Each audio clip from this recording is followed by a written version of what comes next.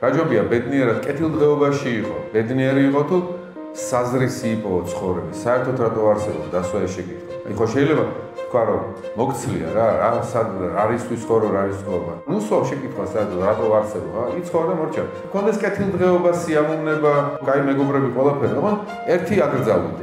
არ დაუსვა შეკითხვა ყველაფერ ამას, არ დაუსვა შეკითხვა შენ სიცოცხლის. რომელს აერჩევ?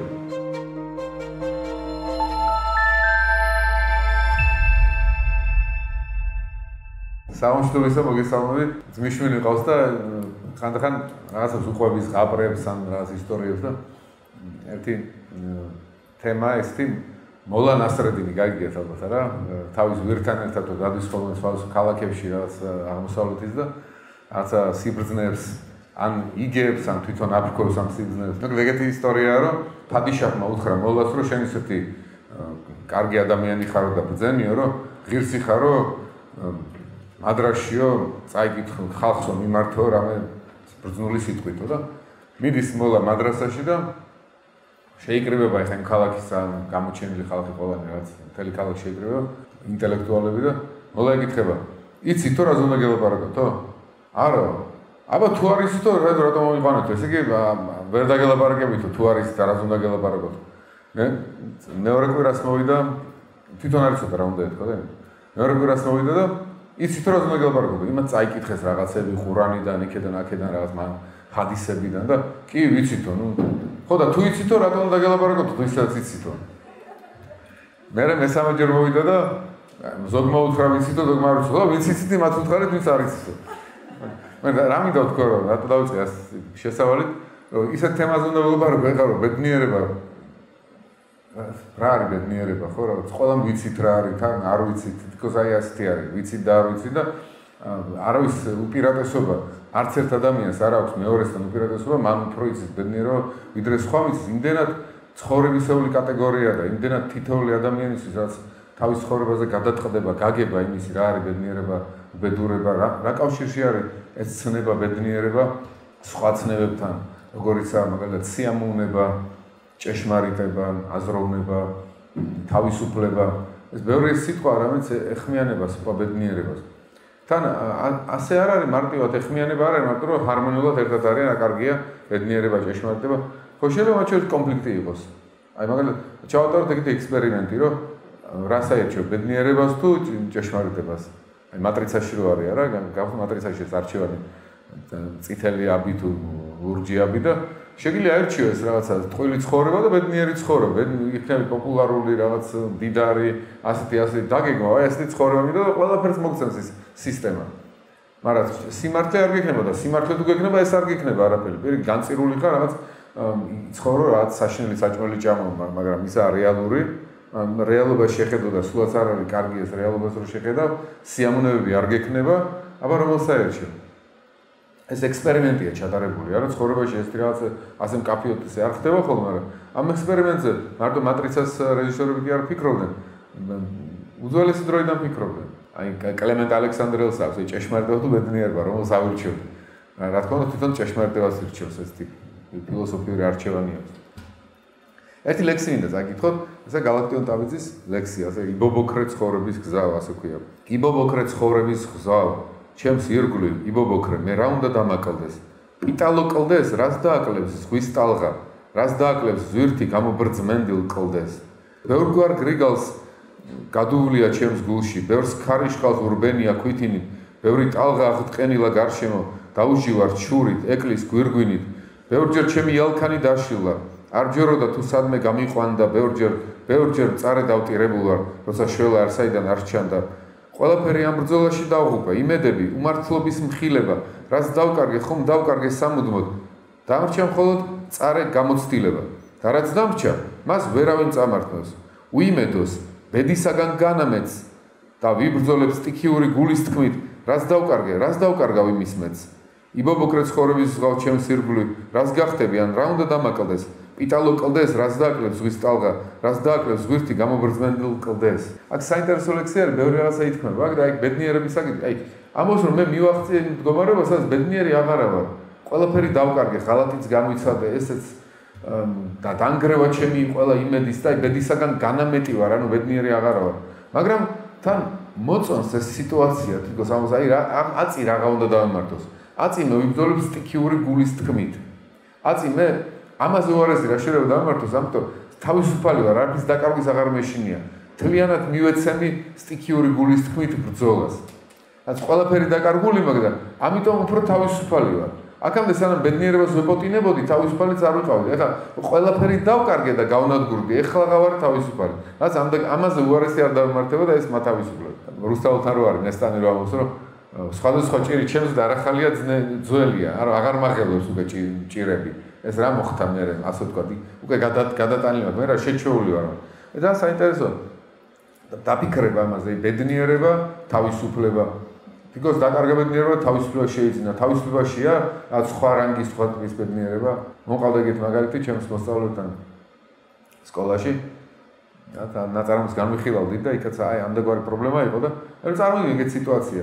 ნაცისტურ გერმანიაში ხარ და ადამიანი არის აი დანგრეული ნარკომანია მაგალითად ღვიძლი განადგურებული აქვს სიკვდილს ელოდება დღე-დღეზე აი ნარკომანტიკი ვერ გადაუგდია და ეს აი საშინაო მდგომარეობაში არაფრის იმედი ცხოვრებაში აღარ არის და რო აიღო მეორე ვიღაცა აი თანამდებობაზე მყოფი არ ვიცი რაღაცა ბიოლოგიაში მეცნიერების დოქტორი რაღაცაზე უნივერსიტეტში რაღაც კათედრა აბარია და რაღაცა მაგრამ ვალდებულია ცოტა წაიტყუოს ხოლმე ან არ ამოიღოს ხმა როცა იტყვიან რომ ბიოლოგიურად გერმანული რასაა ყველაზე მეტი და ნუ რაღაც წაუყურებს ამას. ის რომ ეს ეგრე არ არის, მაგრამ იცის რომ ეხლა სხვანაირად რო თქვას, წაართმევენ ამ ყველაფერს და კეთილდღეობა აღარ ექნება, ხელფასი აღარ ექნება, ეს არ ექნება, ყველაფერს დაკარგავს.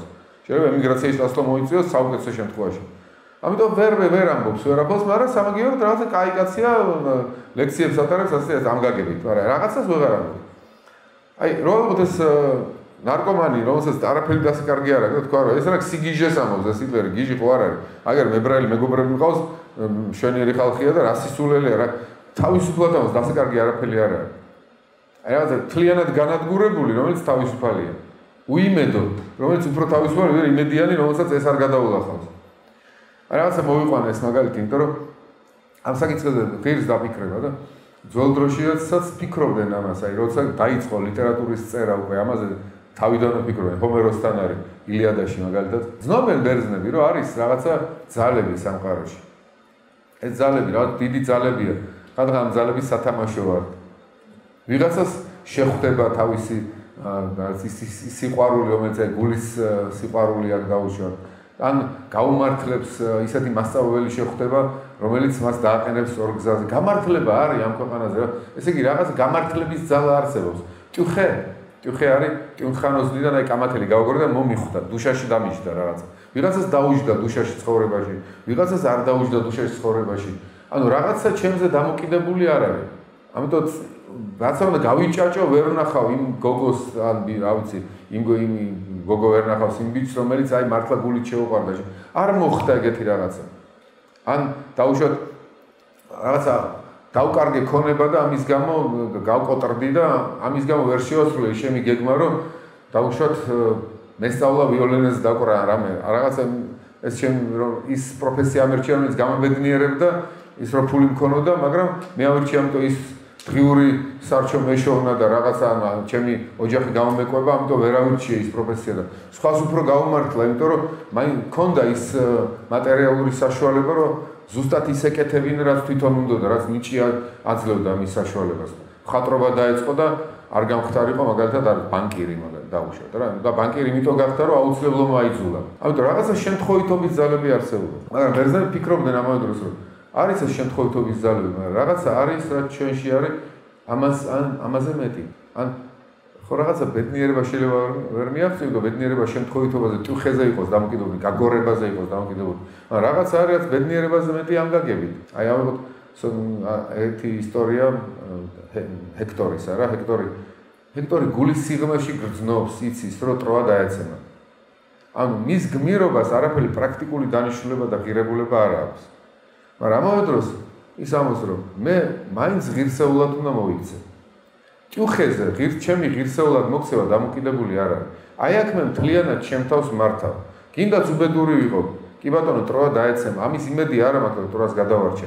მაგრამ მე ერთი რაღაცა ვიცი, რომ ისე არ უნდა მოიქცე, რომ ტროელმა ქალებმა თქვან, რომ ეს ვინ არის. ტროელი ქალების წინაშე არ მოიქცე სამარცხვინოდ. მე ისე უნდა მოიქცე, როგორც მეომარ შეშვენის.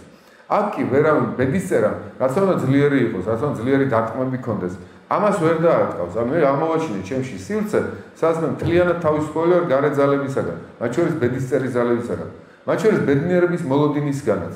მე ბედნიერებას აღარ ველი, მაგრამ ღირსეულად უნდა მოვიქცე. აი ეგ რაღაც ამდაგარი ორი რაღაც უპირისპირდება თქოს ერთმანეთს, არა, ღირსების განცდა, ღირსების შეგრძნება და ბედნიერება. ესეც რაც ლაიტმოტიური თემა გახდება ფილოსოფიაში შემდეგ. ჰერაკლიტე ამბობს ეგეთ ფრაზას, რომ ადამიანის ხასიათი მისი დაიმონი არისო, ანუ ადამიანის ხასიათი მისი ბედისწერაა. დაიმონი ამ შემთხვევაში არის აი ეს ძალა რაღაცა, აი ღვთიური ძალა, რომელსაც ვერაფერს აღარ უშვები. ან ბედი შეიძლება დაიმონი იყოს, ადამიანის ბედი მისი ხასიათია. ესე იგი ადამიანის ხასიათი თუ არის ისეთი მოურევნელი, რომ მე ვერ შევცვლი ჩემ ხასიათს, მაშინ მე განწირული ვარ, რომ რაღაცა ძალების სათამაშო ვიყო, გავხდე. თუ ჩემი დავუშვათ ხასიათია სიფიცხე და მე ამ სიფიცხეს ვერ ვერევი, მე აუცილებლად რაღაცა ცუდი რაღაცები დამიმართება ცხოვრებაში, დავთვრები ვიღაცასთან ვიჩხუბებ, ვიღაცა გამოლახავს ან რაღაცა შარში გავახვევი აუცილებლად. ანუ ჩემი ხასიათი ჩემი ბედისწერა არის. მაგრამ იქნებ მე შემიძლია ბედისწერა ვმართო, ამაზეც ფიქრობდი.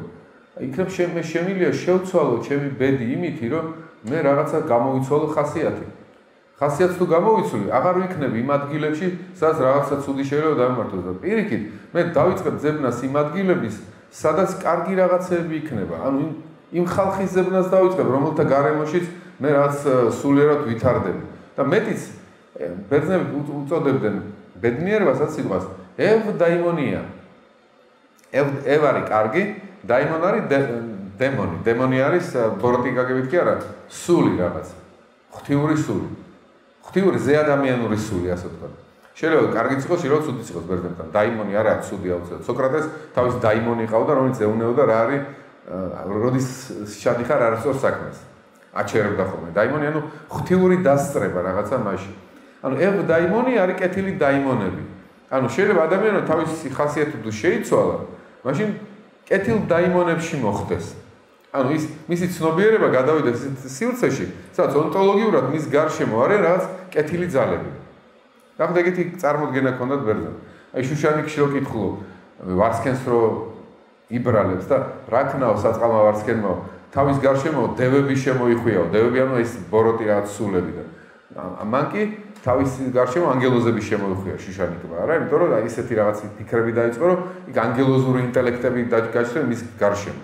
ასევე ადამიანი თუ შეიცვლის თავის ხასიათს, ანუ რაღაცა დაძლევს თავის ცუდმედრეკილებებს, ბერძნებსაც მიაჩნდათ, რომ მიაღწევს რაღაც კარგ სივრცეებს, კარგ ადამიანებს, კარგ გარემოებებს, კარგ პერსპექტივას ცხოვრებაში.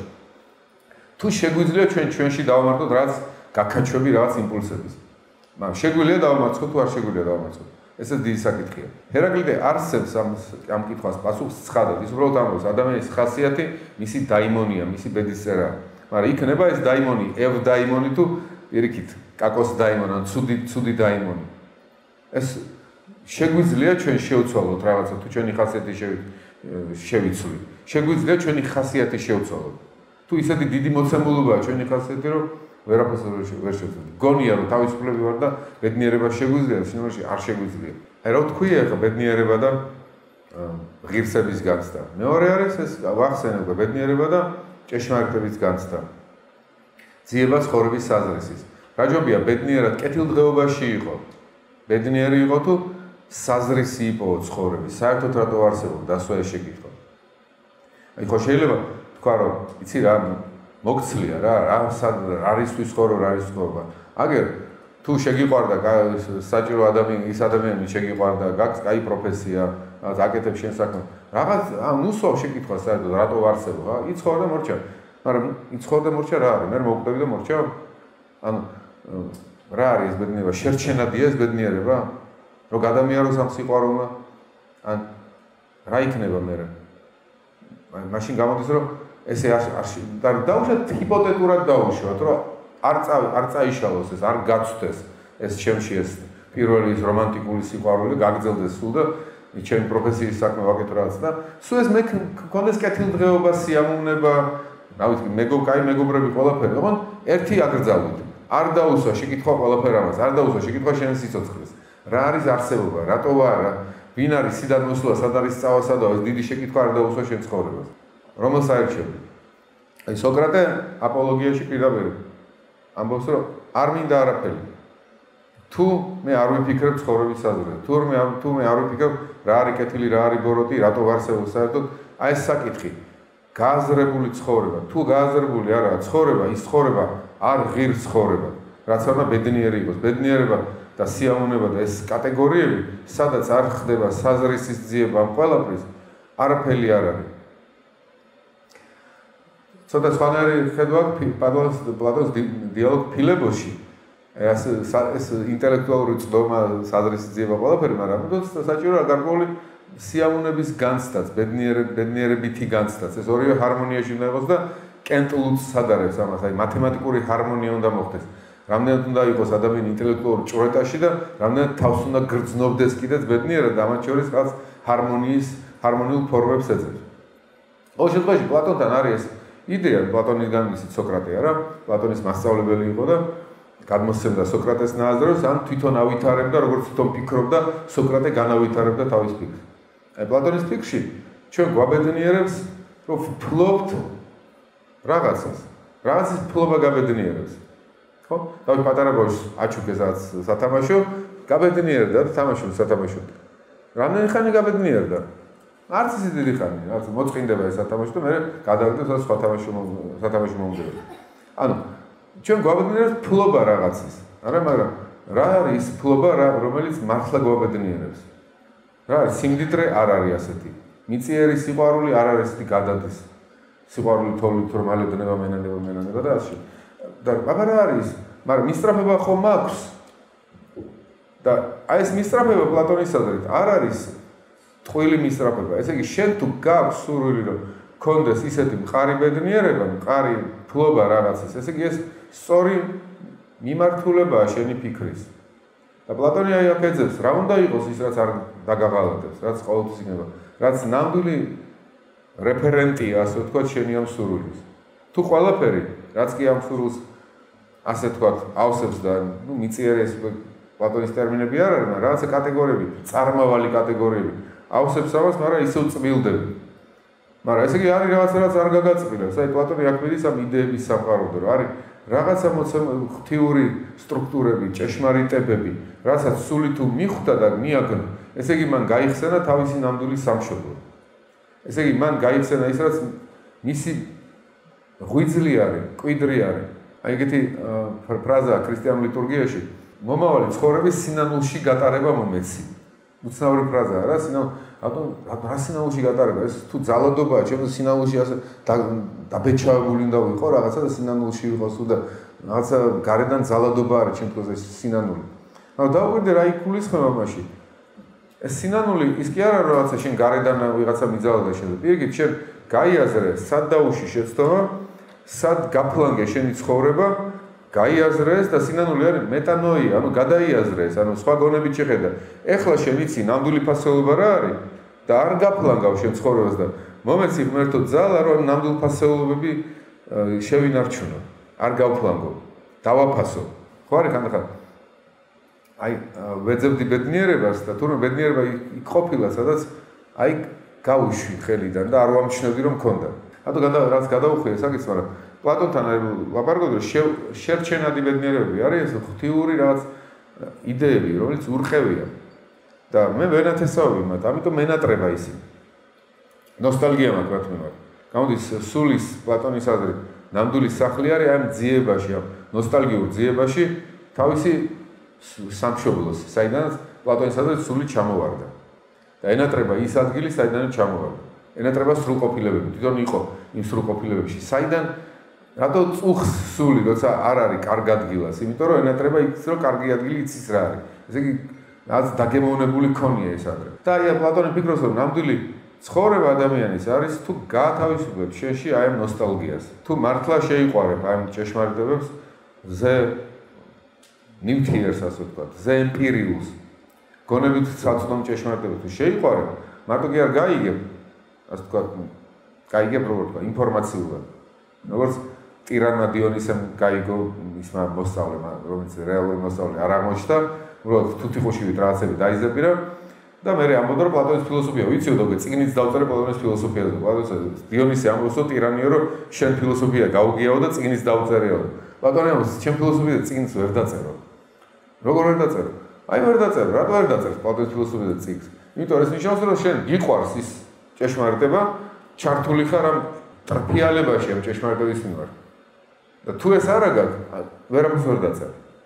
ამ პლატონის ფილოსოფია არის ტრფიალებითი ჭრეტა და სიყვარული ამ ჭეშმარიტებების და შენ სულში დაბადება ამ ჭეშმარიტების. გახსოვთ აი შეიძლება შენ უხილავი დაბადება განიცადო პლატონისადმი. სიმპოზიუმში ამოსაგით რაღაცას, შენ და შეიყვარო სილამაზე, ეს ნარადიული სილამაზე, ისე შეიყვარო, რომ ჩაისახო შენ გულში და დაბადო ეს სილამაზე შენს ქმედებებში, შენს სიტყვებში, კანონების შექმნაში, კეთილი და სამართლიანი კანონების შექმნაში. ანუ პლატონმა ბედნიერება დააკავშირა ჭეშმარიტებასთან, ჭეშმარიტებას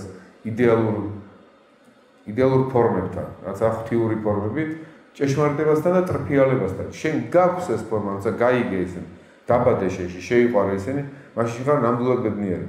და ეს ბედნიერება არ წაგერთმევა.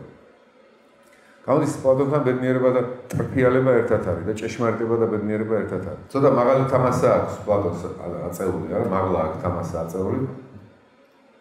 ახსოვთ რუსთაველთანაც არის ეგეთი მომენტი შოთა რუსთაველთან, პირველი მიჯნურობა უკავშირდება ზეციურ იდეებსო და ნოსტალგიას ამ იდეების მიმართ, ხო? თქვა მიჯნურობა პირველი ატომი გვართაზენა და გვარმიზენანი არის ზეციური იდეები, პლატონის იდეები, რომელიც ქრისტიანებისთვის ღვთის გონებაში არის. მაგრამ რუსთაველს რომ აი აქაური მიჯნურობაც ბაძავს მასო, ანუ პლატონის თამასა ძალიან მაღალია, მაგრამ იმდა იფიქრო რომ ეს არ არის ასე ატყორცნი, ან გაქვს ან არა გაქვს. ყველას აქვს გარკვეული ნოსტალგია, გარკვეული გააზრება აი ამ სამყაროზე, ამიტომ შენ შეგიძლია რაღაცნაირად მაინც მართო შენი თავი. რაღაცნაირად ეს მეტნაკლებად გაათავისუფლო ეს გაცდა ჭეშმარიტების შენ თავში. მაგალითად არის მეგობრის შეყვარებული თუ შეგიყვარდა, შენ ხედავ რომ უფრო მაღალი რაღაცას არსებობს, ვიდრე რომანტიკული სიყვარული და არ წაართვა მეგობარს ამ შეყვარებას. არ დაიწყებ კეკლუცობას ამ გოგოს წინაშე რომ მან შენ უფრო მოგიწონოს, ვიდრე თავის შეყვარებული და გადააყვარო იმას შენ თავის შეყვარო, მიხვდები რომ რაღაც ამაში ცუდი არის. თუნდაც ის პერსპექტივა გაკამ პლატონური იდეა დაგნათ ის თავზე, ესე იგი, რომ რაღაც სამართლიანობა, ერთგულების იდეა უფრო მაღლაც კიდგას, ვიდრე ტრფიალების, რომელიც ასევე ღვთიური შეიძლება იყოს და ასევე ამაღლებული, კი ბატონო, მაგრამ მაინც ამაზე მაღლა რაღაც სხვა რაღაცები, ამიტომ შენ დაგნათ ის რაღაცა თავზე. ამიტომ ყველა შეუძლია განიცადოს გარკვეული განცდა სრულყოფილების და მიხვდეს რომ რაღაცა მას შეუძლია, რაღაცა აღარ შეუძლია. ძალიან საინტერესო არის პლატონი ფიქრობს ასეთ რამეს, რომ შენ თუ ეს არ განავითარა შენ თავში, არ შეიძლება არ დაეცე. ანუ შუალედური მდგომარეობა არ არის, ან ვითარდები აქეთკენ, ან კიდე ეცემ. და დაცემა რას ნიშნავს, რომ შენზე მოქმედებს უკვე არ არის ამაღლებული სიყვარული, არამედ სხვა ტიპის სიყვარულები, რაღაცა სხვა სულდაბალი რაღაცა ეროსები მოქმედებს შენში და ის ტირანიზირებს შენ სულს. გაკეთებინებს საქმეს, რაც არ გააკეთებინებ. ის ტირანიზირებს შენზე და მეგობარს უღალატებ, დედმამას უღალატებ, ოღონდ შეასრულო შენი სურვილი ამ ცუდი ეროსის გამო, ცუდი ტრფიალების გამო, ყველაფერზე წამსველი ხარ. მე ეს ტირანიზირებს შენზე ეს სურვილები, ამიტომ ხდები ტირანი და უბედური ხდები, იმიტომ რომ შენ თავს აღარ მართავ უკვე და გმართავენ შენ ეს სტიქიები. და პითაგორული რაღაც კვლევაცაა გაკეთებული პლატონს, პითაგორული რიცხობრივი რაც ჰარმონიები დადგენილი და ამასაკეთ რაც ფილოსოფოსი, რომელიც იყვარებს ჭეშმარიტებას, 729-ჯერ უფრო ბედნიერია ვიდრე ტირანი, რომელიც მართავს ტირანულ სახელმწიფოს. ეს საიდან გამოიმან 729-ჯერ ეს პითაგორული გამოთვლები აქვს სახელმწიფოში. ანუ 729 იფიქრეთ ამ რიცხვზე, რომ შენ თუ ამარცხებს შენში ამ ცუდ იმპულსებს და ფილოსოფიურად იყვარებ ჭეშმარიტებას, უფრო და უფრო ბედნიერდები და შეიძლება ტირანზე 729-ჯერ ბედნიერი გახდე საბოლოო ჯამში. ეხლა პითაგორულ კვლევას არ დაიწყებ ადამიანები. ძნელია მართლა მიხვდე და ალბათ შეუძლებელია პლატონის სკოლაში რას ფიქრობენ ამ პითაგორულ გამოთვლებს აკეთებენ, მაგრამ იდეა გასაგებია, რომ არის ორი გზა, ხო? ერთი არის ჭეშმარიტების შეყვარება, რაც საბოლოოდ გაბედნიერებს. არისტოტელეს არის მსგავსი იდეა, რომ შენ არ შეიძლება ბედნიერი იყო თუ არ იქნები რაციონალური. ანუ რაციონალური თუ არ დაიმორჩილე შენი იმპულსები. და ბედნიერების წყარო არის. არისტოტელემოსი შენ რაციონალური თუ გახდები, ბედნიერიც გახდები, ევდაიმონოს. პლატონთანაც არისტოტელესთანაც რაციონალობა, ეს გონებისმიერობა, არა ყოლა ემოციებს, იმპულსებს საბოლოო ჯამში გაბედნიერებს. და ანუ ესა ამას ეძახიან ფილოსოფიაში ევდაიმონისტური მორალი. ანუ მორალურად თუ იქცევ, ესე იგი რაციონალურად თუ იქცევ და იმორჩილებ შენ ვნებით იმპულსებს, საბოლოო ჯამში ეს მორალური ჩვევა თუ ჩამოგიყალიბდა, პლატონთან მორალური ჩვევა დაკავშირებულია ამ დროს სიყვარულთანაც. არა, არისტოტელესთან სიყვარულს არ ლაპარაკობს, მაგრამ მორალური ჩვევა, რომ შენ დაიმორჩილო შენ იმპულსები და მოიქცე რაციონალურად. შეიყვარო ეს რაც და შეიჩვიო ეს მდგომარეობა ჩვევა გამში გადაიგივიდეს ცხოვრების ყაიდად modus vivendi გახდეს შენთვის ცხოვრების წესი რომ უმორჩილებ ვნებებს რაციონალობას აი მაშინ გაბედნიერდები ამ ჩვევით ეს ჩვევა თუ არა გაბედნიერი ვერ იქნები იმიტომ რომ გატაცებული იქნები ამ იმპულსებით მაგრამ საბოლოოდ პლატონსაც არისტოტელეს საკუთრებით ხედვა რომ ადამიანს რაციონალური ქცევა საბოლოოდ რაც მთლიანობაში გარდაქმნის და ამ თლიანებს მას და ხდის ბედნიერს. პრობლემა არის რა თქმა უნდა, შეიძლება ადამიანმა თავის ძალისხმევით ამას მიაღწიოს. აი ქრისტიანობა ამბობს რომ ეს იმდენად არის ადამიანი დაცემული, რასაც ვერ ხედავენ პლატონი და არისტოტელე. და პლატონს და არისტოტელეს არც აქვთ ის სათვალე, რომელშიც შეიძლება დაინახონ ადამიანის დაცემა. რა არა აქვს პლატონს და არისტოტელეს? პლატონი და არისტოტელე ხედავენ რომ ადამიანს უჭირს კეთილის გაკეთება. სილამაზე ძნელია, ამბობს პლატონი. არისტოტელეს ამბობს, რომ შენ თუ ქალაქი არ დაგეხმარა, ღირსეული ჩვევები განივითარო, თვითონ ვერ განივითარე.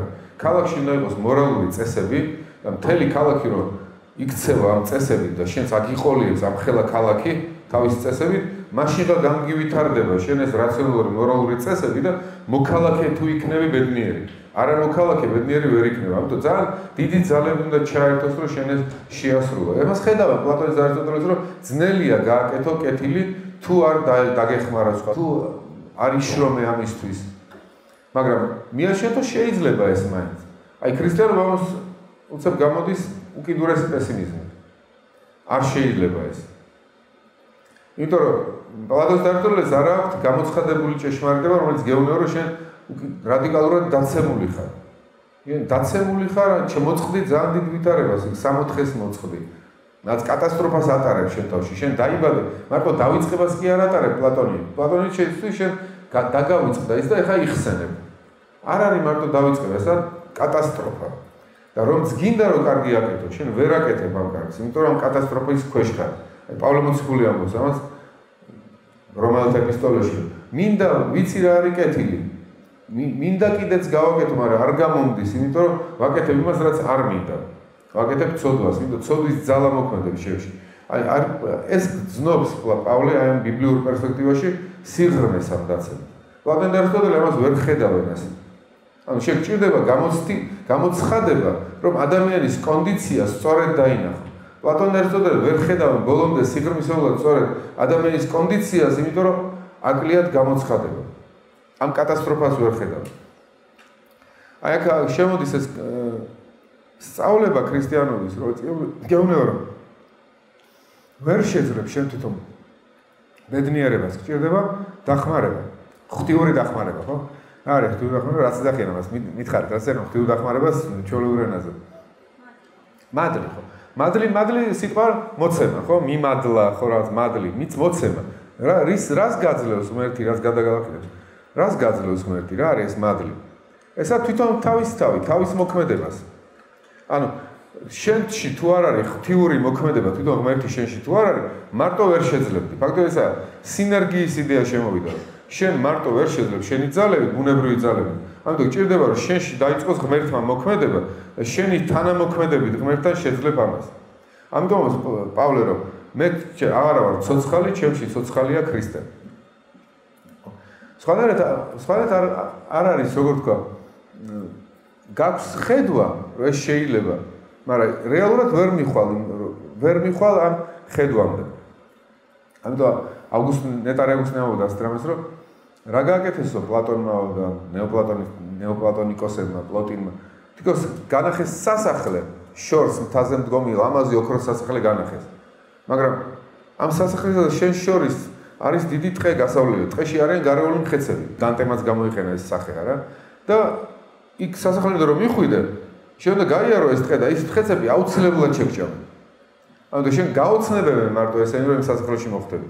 სასახლეში ვერ მოხვდები, იმიტომ რომ ეს გაკაჩვებია, გამწოდვითი გაკაჩვები, რომელსაც თვითონ ვერ მოერევი.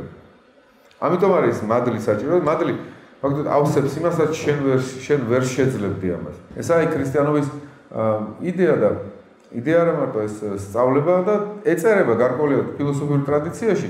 ამიტომ ორიგენე დიდი ქრისტიანი მასწავლებელი ალექსანდრელი ამოსედაც იესო ქრისტემო დაგვირგვინა არა მარტო ებრაელი წინასწარმეტყველების მოლოდინებიო, არამედ დაგვირგვინა ამავე დროს ფილოსოფოსების მოლოდინებიცო.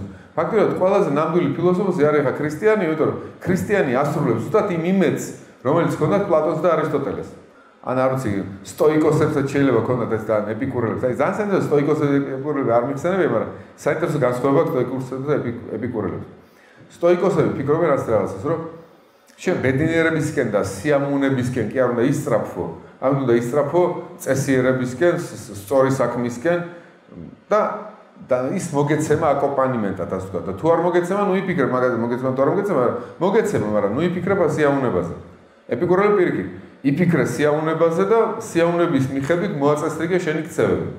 ამიტომ თუ შენ ძალიან გინდა შოკოლადი, მაგალითად ახლა არ შეჭამო 10 შოკოლადი ერთბაშად, იმიტომ რომ გაგიფიცლება კბილები და მე საერთოდ მუცლის გრომა დაგემართება, მე ვეღარ ამ სიამოვნებას ვერ მიიღებ. და გამოზომე და იცხონე რაციონალურად, მაგრამ რაციონალობას მართლობდეს სიამოვნება.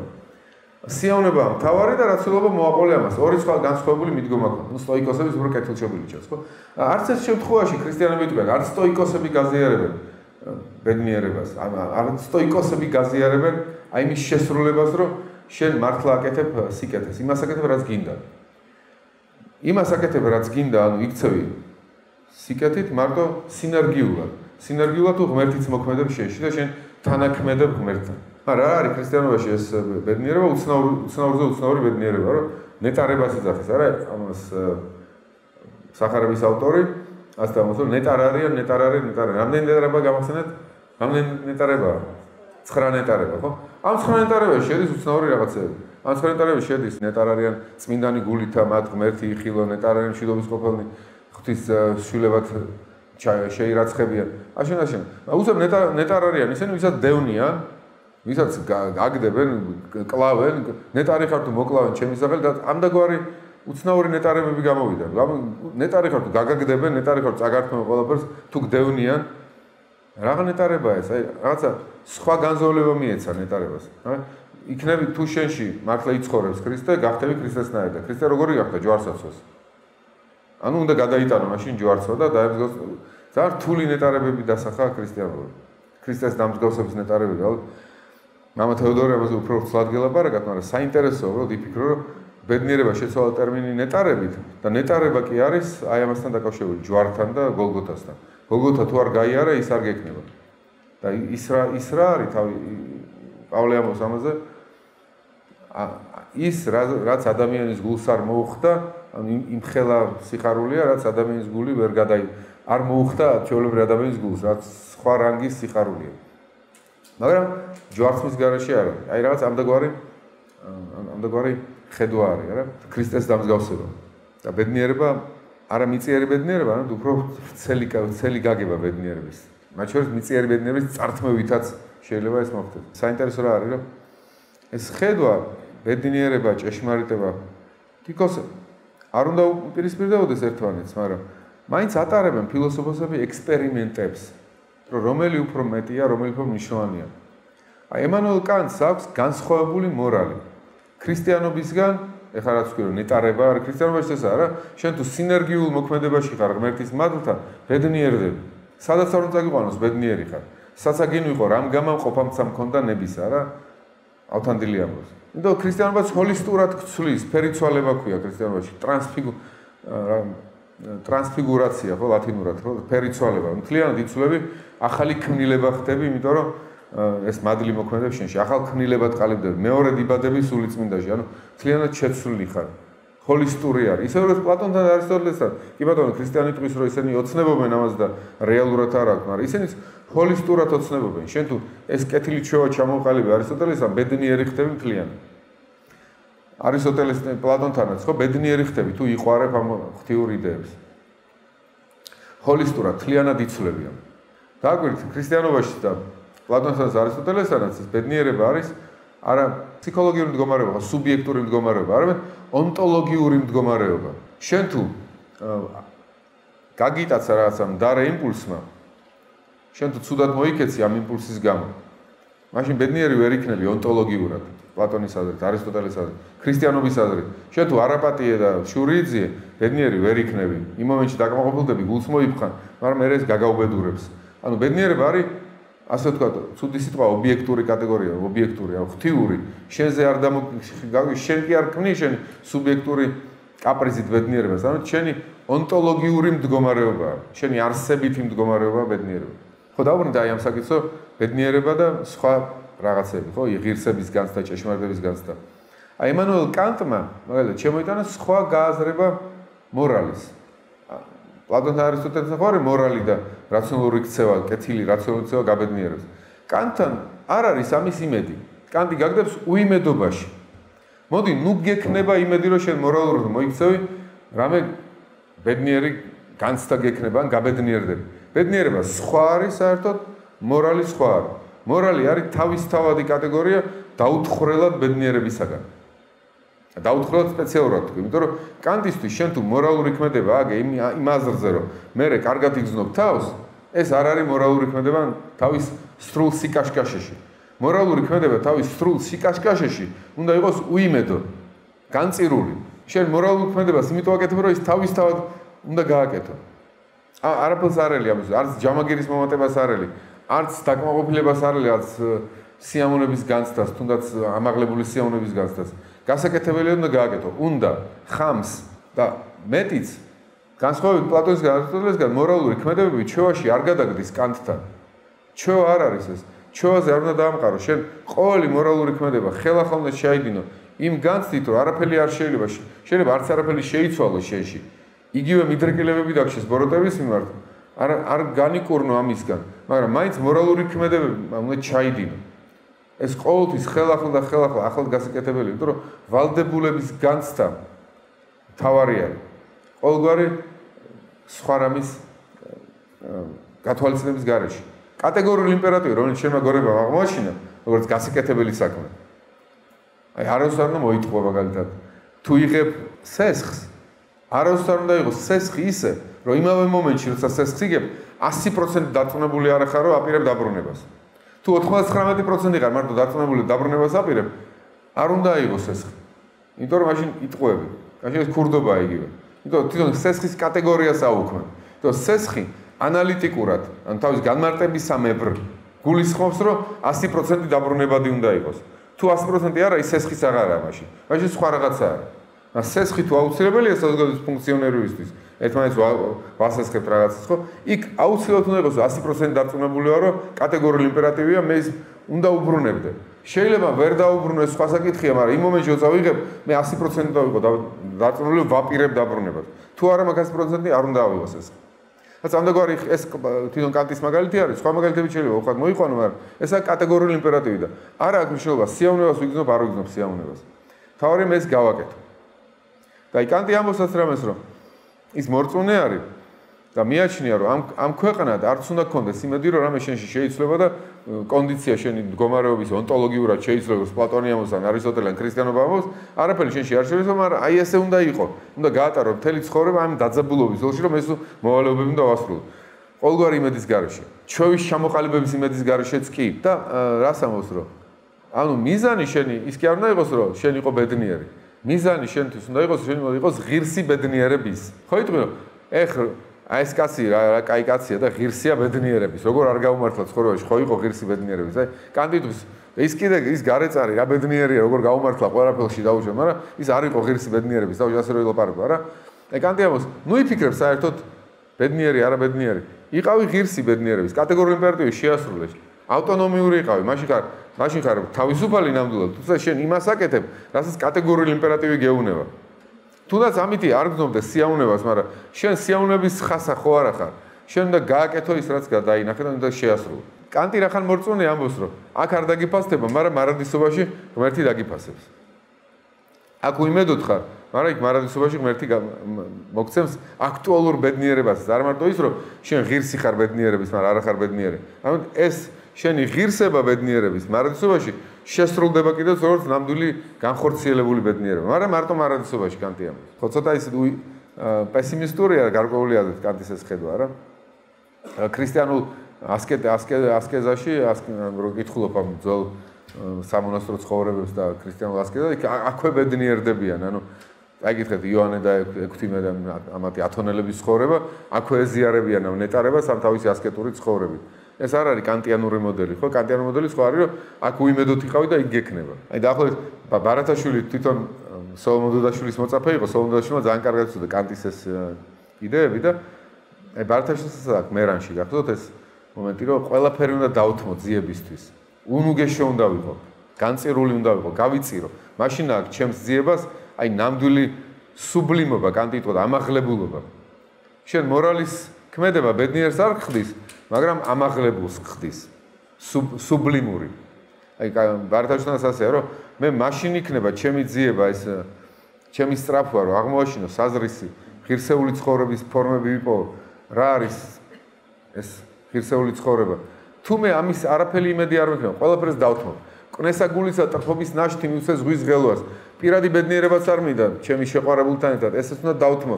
აი მაშინღა იქნება ჩემ ამ ძებნას ეს აი ნამდვილი სამაღლებულობა. რის გამოც მერანი არის ესეთი ნაწარმოები, არა, ამაღლებული ნაწარმოებია, სუბლიმური მუხტი აქვს რაღაც. თვითონ ბარათაშვილს ერთი გერმანელი ავტორი აქვს ნათარგმნი, დამავიწყდა ამ დრამატურგის სახელი, პრინცი ვიღაცის სახელი ქვია, მოკლედ ამ ნაწარმოებს დრამა არის და თარგმნა ეს ბარათაშვილმა. სულ მაინტერესდა ნეტავი რა თარგმნა, აი რატო თარგმნა ეს ბარათაშვილი, რატო უღირდა ეს ნაწარმოები და იქ ასეთი რაღაცა კანტიანური იდეა გატარებული ამ ავტორს. მე ნახე თვითონ არა ძნელი იპოვოთ, აღარ მახსოვს სახელი, ისეთი ძალიან ცნობილი დრამატურგი არ არის. აქ არის არჩევანი აქვს გასაკეთებელი პირადი სიყვარულით ცოლის მოყვანასთან, პირადი ტრფიალება თუ მეფე უნდა გახდეს. მამისი სვავს მეფედ, მაშინ არ ექნება ეს პირადი ტრფიალება. და მაგრამ თუ დაჯდება მეფედ, იქნება სამართლიანი მეფე და მაშინ მთელი ერი დააფასებს და ის რაც მედრო შეიქნება თავისი ხალხის რაც კარგ საქმეს გაუკეთებს უამრავ ადამიანს. სხვანაირად შეიძლება ქვეყანას რაღაც დაუზიანდეს და ეს ხალხის უბედურება გამოიწვიოს მისმა პირადმა არჩევანმა პირად სიყვარული ავირჩიე. და ეს კაცი ირჩევს აი ამ მამისი რასაც ეტყვის, რომ თმობს ამ პირად სიყვარულს და ირჩევს უფრო მაღალ რაღაცას. თუნდაც არ აქვს პირად სიყვარული, მაგრამ აი იმ სტრუქტურას მოირგებს, რაც სხვა ხალხს სიკეთეს მოუტანს. აი ეს აი აღელვებდა როგორც ჩანს ბარათაშვილს, რომ აი მორალური ვალდებულება და პირადი ბედნიერება და თვითონაც აი მორალურ ვალდებულებაში, აი კნესაგულისა მისე ზღვის ღელვას და გავყვე ამ მერანის ძიებას, აი ამ რომ მოძმესა შემსა სიძნელე გზისა გაუადვილდეს, გაუადვილო. აი მე ეს ფიქრობ. აი კანტანაც ეს არის, რომ უფრო სუბლიმურია არა პირადი ბედნიერება, არამედ აი ეს მიდევნა უნუგეშოთ კატეგორიული იმპერატივის, მორალური კანონის. და პირადი ბედნიერება აკომპანიმენტად მომეცემა ოღონდ მარადისობაში. ნაცამდად. თუმცა სასტიკია კანტი და არ ფიქრობ რეალურია და მე პლატონი უფრო სწორი მგონია ამ შემთხვევაში. ყველანაირად. ფსიქოლოგი, მაგრამ კანტი რაც შეიძლება პლატონზე უფრო ამაღლებულ რაღაცა აკრისტალებს რაღაცა ფორმას, ამაღლებულობის, რაც პლატონთან ასე მკაფიოდ შეიძლება არ ჩანდეს, იმიტომ პლატონთან ბედნიერება, სიხარულიც, სიამუნება ჭეშმარიტების შეცნობასთან ერთად არის. აი რუსთაველთანაც არის ძალიან საინტერესო მსჯელობა. ბედნიერებაზე და ორი ტიპის სიყვარულზე. ერთი სიყვარული არის, რომელიც პირადად გაბედნიერებს, ავთანდილი, თინათინი, ნესტანი, ტარიელი, პირადი გაბედნიერების სიყვარული, არა? შეყვარება, პრეფერენციული შეყვარება და ამითი მიღწევა ამ არაჩვეულებრივი ბედნიერების. თუმცა რუსთაველი უწოდებს ევდაიმონიას, საინტერესოდ. ევდაიმონია რა იყო, გამახსენეთ? ევდაიმონია, კარგი დემონები რო ყავს, ხო? კარგი დაიმონია.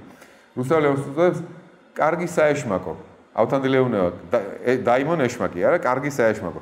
ავთანდილ ეუბნება ტარიელს, რომ უბოროტო ვისასმია, რაცა კარგი საეშმაკო. ანუ თუ ბოროტებას არ ამ ჭირს არ გადაიტან. ეხა თავს რატო იკლავო? ჭირი უნდა გადაიტანო, რომ კარგი საეშმაკო გქონდეს. ანუ ევდაიმონია გქონდეს. ტრფიალებითი სიყვარული ამ პრეფერენციულ, ანუ არჩევით სიყვარულში მაინც და მაინც ნესტანთან და არა სხვასთან. ნუ ეს ამიტომ ნესტანი შეგიყვარდა, ხო და ეს გაბედნიერებს და ევდაიმონია, კარგი საეშმაკო ამასთან გაგ და არა სხვასთან. და ღმერთს უნდა რომ ეს გქონდეს. მაგრამ ამაზე მაღალი პრინციპები არსებობს. ამიტომ რუსთაველი ფიქრობს ასეთ რაღაცას.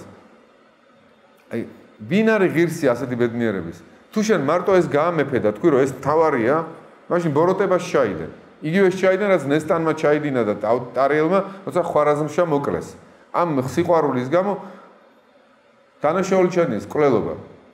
ამიტომ არა აქ მნიშვნელობა ნესტანი გადაკარგა იქ ქაჯებ ნესტანი გადაკარგა დავარმა გააყოლა ვიღაც მონებს და ნესტანი და ტარიელი ვერ ხვდებიან ერთმანეთს 10 წელი და იტანჯებიან რომც ეგეთი რაღაც არ მოხდეს ვერ შეირგებენ ამ სიყვარულს და დანაშაული ჩაიდინეს. ანუ აქ არის სრულად გაკეთებული ეს იდეა რომ შემოყვანილი ეს იდეა რომ ზოგჯერ ღმერთს შენი ბედნიერება არ უნდა. ანუ ეს რა ბედიც და ანუ ბედნიერება დამოკიდებულია შენ ცდელობაზე.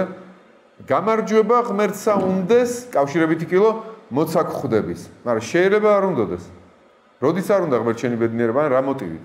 რა თქმა უნდა არა შურის მოტივით, რომ მე არა ვარ ბედნიერი, შენ რა ხარ ბედნიერი, ეს ღმერთს არ შეიძლება გქონდეს, არა? მაგრამ შენვე გიფარავს ბედნიერებისგან, იმიტომ შენ ამის ღირსი არ ხარ ვერ შეერგებ. და შემოყავს რუსთავის ეგეთი იდეა, რომ შენ თუ არ ხარ მზად შენი პირადი ბედნიერება დათმო უფრო მაღალი პრინციპისთვის, მაგალითად ჭეშმარიტების შეცნობისთვის, რომ თინათინი თმობს ამას, არა? თავის შეყვარებულს უშვებს, უნდა აღმოაჩინო შენ ვინ იყო ის უცხომოღმა. ჭეშმარიტების გარეშე ბედნიერები ვერ ვიქნები. ან თუნდაც მეგობრის, განწირული მეგობრის დახმარება. თუნდაც ამის გამო მოგიწიოს საკუთარი ბედნიერების გაწირვა. აი როგორც ავთანდილება, მე იგი ვარ, ვინც სოფელს არ ამოკრებ კიტრად, ბერად, ვის სიკვდილი მოყრისათვის თამაშად და მიჩანს ღერად. ანუ მე მთელი მსოფლიო, მთელი თუნდაც თინათინის სიყვარულიც კი არაფლად არ მიღირს თუ ტარელის დახმარებას, ეჭვ ამას გადავაგდებ, დავხევ ასე და on დავეხმარები ტარელს. აი შენ თუ ეს არა გაქვს, ბედნიერებასაც ვერ შეირგებ. მაგრამ რუსთაველი ამბობს, რომ ეგ უნდა განივითარო საკუთარში. ბედნიერება კი ბატონო, კაია ეს კარგი საეშმაკო. ეს ევდაიმონია, მაგრამ ამაზე მაღალი პრინციპებიც არსებობს. ამიტომ ის შეირგებს ამას, ვინც იმ მაღალ პრინციპებს გაიზიარებს. აი რატო თქვი ეს ყველაფერი, აი კანტანაც ამაზეა ლაპარაკი, ეს აი უფრო მაღალი პრინციპი ვიდრე ბედნიერება. ნიცშე თითქოს სად კანტი და სად ნიცშე, და კანტს სწამს მორალის, კანტს სწამს რომ მორალი არის რაღაცა, რაც ადამიანს ყველაზე მეტად აადამიანებს. ადამიანი წოდება რომ მორალი დრო და სივრცის იქეთაც კი არა. დრო და სივრცე ამ სამყაროს კატეგორიებია და მორალი კიდევ უფრო მაღალი კატეგორიაა, გონით საწნომი, აზრი იმისი რომ რა არის სწორი საქციელი ჩემგან და ხედავ რომ ეს სწორი საქციელი მე შევლია მთელ კაცობრიობას დაუკანონო, იმიტომ რომ თავის თავში მოაქვს აი ეს ისე ვიტყვი ამ სიტყვას ობიექტურობა, არა? ღვთიურობა რაღაცა, რაც მე არ მომიგონია, ან შევიცანი ის და დაუკანონე თავისუფლების საკუთარ თავს, ეს არის ნამდვილი. რა თქმა უნდა, ეს ყველაზე მეტად ადამიანური, ყველაზე ნამდვილი ადამიანი, ყველაზე მეტად ადამიანი ისა, ვინც ამას უკანონებს თავისუფლად თავის თავს, თავისუფლებით ავტონომიურია, თვითდამკანონებელი თავის მორალური კანონის. და ჰეროიკულია, იმიტომ რომ ეს არაბედნიერებს, მაგრამ მაინც ამ კანონის მიხედვით იქცევა, რაც არ უნდა იყოს. სად ნიცშე, რომელიც უარყოფს ყველანაირ მორალს, მაგრამ ძალიან გავს კანს. ფსიქოლოგიურად ნიცშე ძალიან გავს კანს, იმიტომ ნიცშეს ასე რამეს ამბობს. ნუ მისდევ ბედნიერებას, მისდიე ძალას. ანუ შენ უნდა ეცადო შენი ქმედება იყოს ნამდვილად შენგან გამომავალი. კეთილი ბოროტი ეს არ არსებობს, ეს ნიცშესთვის კეთილი და ბოროტი ეს არის. კეთილი და ბოროტის მიღმა უნდა იცხოვროს ნამდვილმა ადამიანმა, მაგრამ მან უნდა აკეთოს ის საქმე, რომელიც მას მიაჩნია, აი თვითონ თავის პირად შემოქმედებაში დაბადა ეს ხედვა და ასე უნდა მოიქცეს. პოეტი უნდა იყოს თავის ცხოვრების და ეძებოს ძალა, რომ აი თვითონ კონდეს თავისი ძალა და არავის ინერციას არ გაყვეს. რასში გამოვლინდება ეს ქმედება? ამას მნიშვნელობა აღარ აქვს. ნიცშე არ არის ქრისტიანი, არც კანტიანელი, ნიცშეს მიაჩნია, რომ ის რაც იესო ამბობს, რომ ყველა ვინც ამ მადლით დაიწყებს მოქმედებას და მადლის მიხედვით სინერგიულად იმოქმედებს, ყველა მსგავსად იქნება მერე. ისინი იქნება ერთი მწყემსის ქვეშ, ანუ ისე მოიქცევიან, როგორც მე ვიქცევი. გაქრისტდებიან. გაქრისტიანდებიან კი არა მარტო. გაქრისტდებიან, ანუ ქრისტე მე დავიწყებ მათში ცხოვრებას. ისინი ქრისტეები იქნებიან მადლის მიერ. ონტოლოგიურად ქრისტე ერთია, მაგრამ მადლის მიერ, ანუ ქრისტეს მათში მოქმედებით, ისინიც ქრისტეები იქნებიან, როგორც სხივები, არა? ცოტი ცხოვში ვარი, მზე და 12 სხივი რო გამოდის, დაყოთ ასე. აი ნიცშესთან ეს არ არის, რა თქმა უნდა. ყველა თავის ცხოვრებას უნდა ცხოვრობდეს, ნამ ზეკაცი თუ ხარ. ყველა თავისი შემოქმედებითი რაღაცა modus vivendi, ცხოვრების წესი უნდა შექმნას. რაშიც გძნობს, რომ ეს ჩემი ძალითაა შექმნილი, ჩემი გაკეთებული ძალა რო გქონდეს საკუთარი ძალა. მისდიე ამას. ბედნიერებას ნუ მისდევ. ბედნიერება მოვა ნიცშეს ადრე. ის ესეთი სექსისტური გამოთქმა აქვს, რაც ფემინისტებს უყვართ ნიჩე რატომაც, მაგრამ ამ გამოთქმაზე თქო თვალს ხუჭავენ. ბედნიერება ქალივით არის, რაც ნაკლებ ყურადღებას აქცევ, უფრო გეთმასნებაო. ეს ფრაზა. მაგრამ საინტერესო, კანტს ფსიქოლოგიურად კანტს ძალიან გავს ნიჩე ამ შემთხვევაში, რომ ნუ ბედნიერება არ არის პრინციპი, რაც უნდა მისდიო. აი რა თქვი ეს ბედნიერების ხასა ხო არ იქნები. ეს არის ნიკოს ამადაშვილის, რომ ნიჩე უყარდა, ნიჩეს კითხულობდა ბევრს და შეიძლება აქედან აქვს პოეტური ფრაზა აღებული, ბედნიერების ხასა ხო არ ვიქნები რა.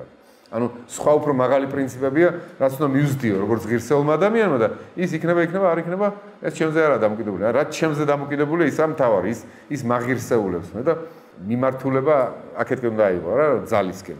როგორც კანტთან მორალისკენ. ვილაპარაკე ასეთ ონტოლოგიურ გაგებაზე ბედნიერების. ნიჩესთანაც გარკვეული ონტოლოგიური გაგებაა ბედნიერების, შენ უნდა შეასრულო ის, რა შენ ძალაშია, რაც კონდეს ნება ძალაუფლებისკენ. ამაში გარკვეული ონტოლოგია არის. მაგრამ აი რა ხდება შემდეგ? დღევანდელი გაგება ბედნიერების, აი რაც ხა ვილაპარაკე, ცოტა სხვანაირი არის, რა უფრო ფსიქოლოგიურ პირადული არის რა, ძალიან გაპირადულდა ბედნიერების გაგება. გასუბიექტურდა.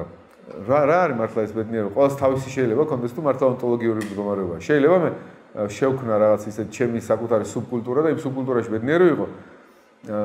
ამ თვლიდე თავს ბედნიერად. და არ მაინტერესებს არანაირი მორალი, არანაირი დაუშვათ ჭეშმარიტების შეცნობა. მე ასე უყურებ და ასე ვარ ბედნიერი. ბედნიერება და თვითნებობა ასე ვთქვათ. რაც არ არის ონტოლოგიური სტრუქტურები, რომელიც თუ არა მაქვს ბედნიერი ვერ ვიქნები. აი ჰეგელს აქვს ეგეთი ხედვა, ახლოსაა კანტთან. თავისუფლება არის შეცნობილი აუცილებლობა. ანუ თავისუფლება ჭეშმარიტება მათავისუფლებს რეალურად, ხო? ქრისტიანობაში ცნოთ ჭეშმარიტება გაგათავისუფლებთ. ანუ რა არის ეს? ბევრი პასუხი კი არ არის, რაღაც დილემებია, რაღაც არის ამოცანები, გადასაწყვეტი და ნამდვილი პასუხი არის ერთი. ჭეშმარიტი და ის ნამდვილი პასუხი ის არის თუ აღმოვაშინე მე და შევიყვარე ის მათავისუფლებს, თორე უამრავი ყალბი და სხვა პასუხები შეიძლება იყოს.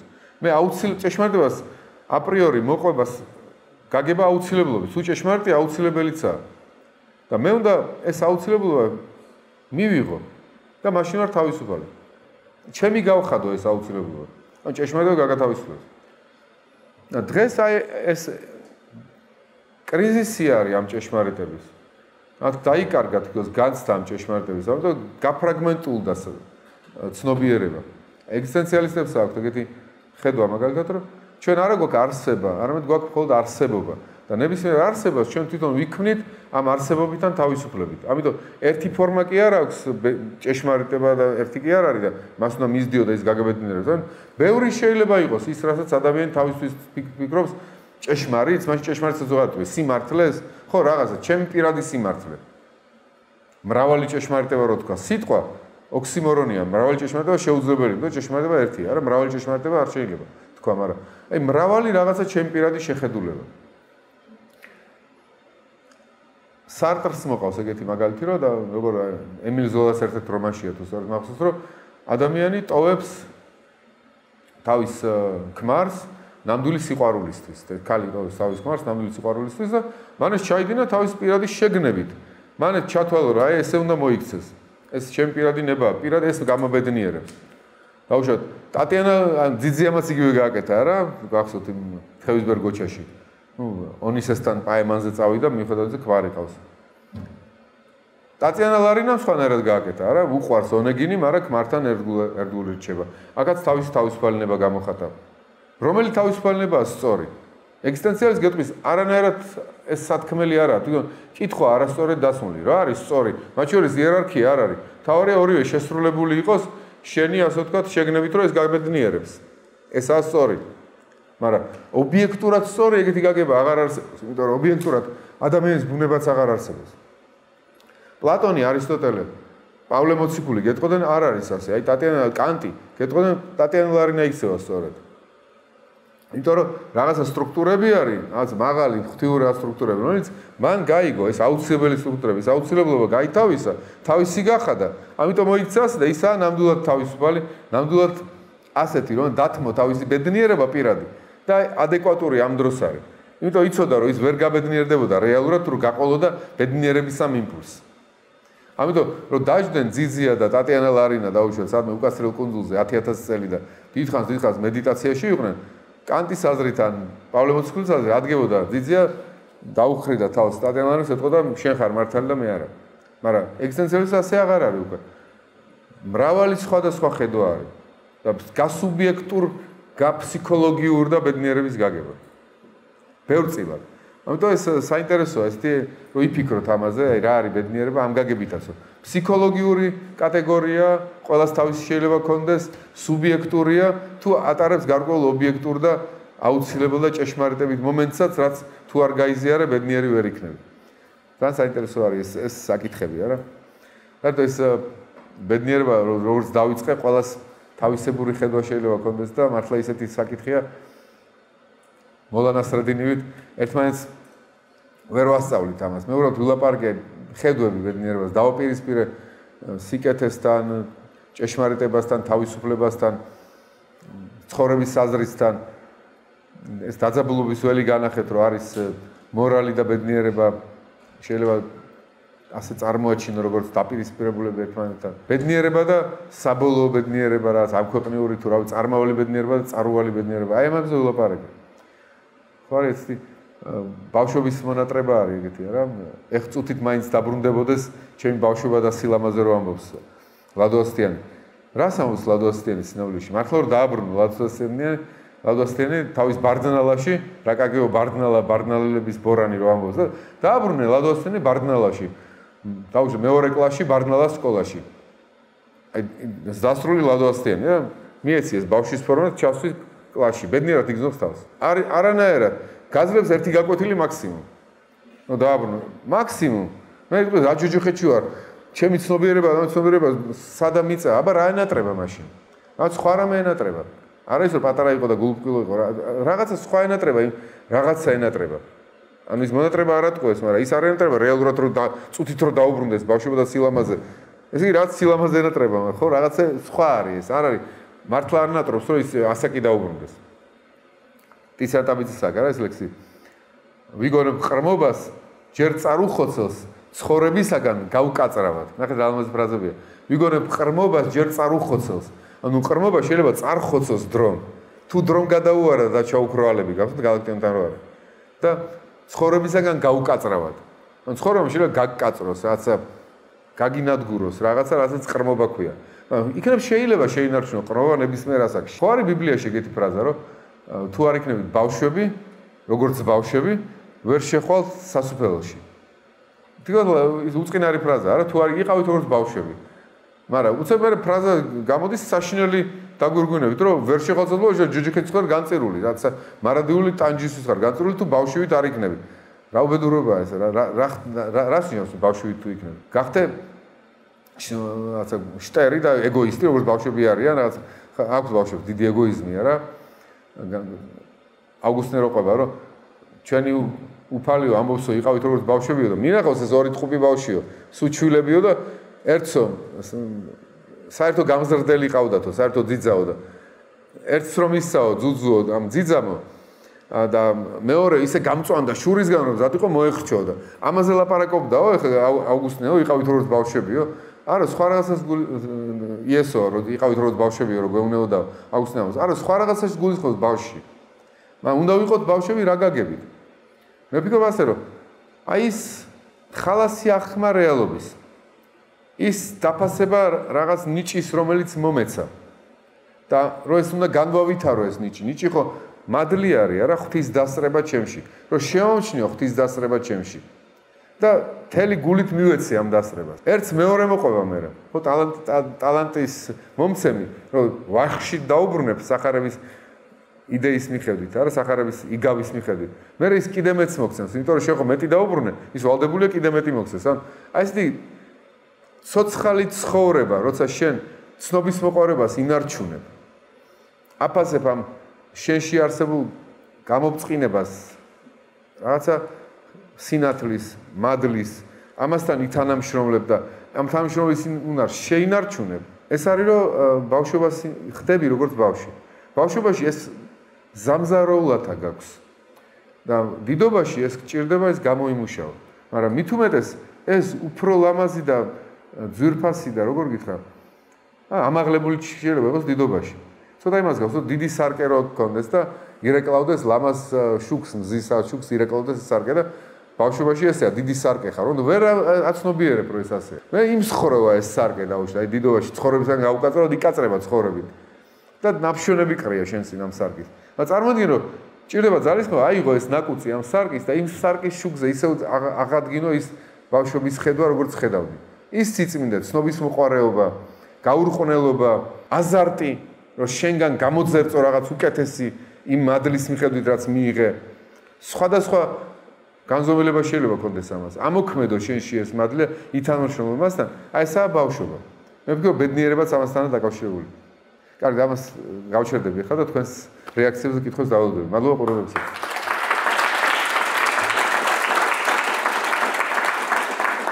ესეთი კითხვა მქონდა თქვენთან.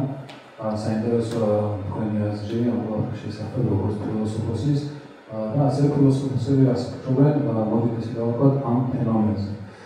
თქვენ ახსენეთ რომ ძველ ასკეტურ ლიტერატურაში ძველ ქრისტიანებში ხდება ესეთი ფენომენი კიდევ ესეთი დავუკვირდეთ ესეთი ტიპი რომ აკადემიურად ითხოვენ ისინი ზეციურ აკადემიკურ ზოგან ზეციურ მდგომარეობას, ზეციურ მოდით ისე დავუკვირდეთ სიხარულს.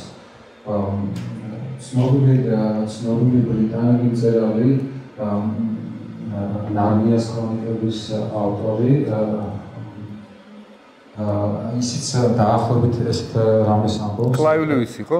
კლაივ ლუისი დაახლოებით ესეთ ზუსტად არ მახსოვს ჩემი შეკობით განმოწყვეტილი გაზრდას მოახდენ, რომ ის რასაც ხანდახან გული გრძნობს, იხვეჭს ესე ვთქვა ეს ყველაფერი გვიძგებს იმისკენ რომ ვიფიქროთ რომ ზეცა არის ჩვენი სახლი დაახლოებით იგივე რასაც პოლემოცხული ამბობს რომ ჩვენ ზეცის მოქალაქეები ვართ. ასევე დიდი წმინდანი პაისი ათონელი ამბობს რომ ჩვენ აქედანვე ვითხოვთ სასუფეველს და თავარი რაც მინდა დავაფიქსირო ესეთი ფენომენი არსებობს სასუფეველის წინან გემოს ხილვა ქრისტიანობაში რომელსაც თითქოს მთელი სამყარო ზურგს აქცევს და სხვაგან ეძებს ბედნიერებას და რაც უნდა გასაკვირი იყოს ქრისტიანობაში ამას ამბობს ის ადამიანები რომელსაც პირდაპირ მნიშვნელობით ამის ყველაფერი დაუტევეს და უკიდურეს თითქოს და გაჭირებაში ცხოვრობდნენ. თქვენი აზრი ამ ყველაფრის შესახებ და ფილოსოფია რამდენად რეალურად უყურებს ამ ყველაფერს საერთოდ თუ განიხილავს ამას. მე მჯერა რომ ეს რაც თქვით, ეს უფრო ჯანსაღი დამოკიდებულება არის. პლატონი და კანტის შევადარება ერთმანეთს და თქვი რომ ჩემთვის პლატონი უფრო როგორ ვთქვა, ჯანსაღ ხედვაში არის. რომ კანტთან კი არ იყვარებ კატეგორიულ იმპერატივს, იკანონებ მას, რომ გესმის რომ ეს სწორია.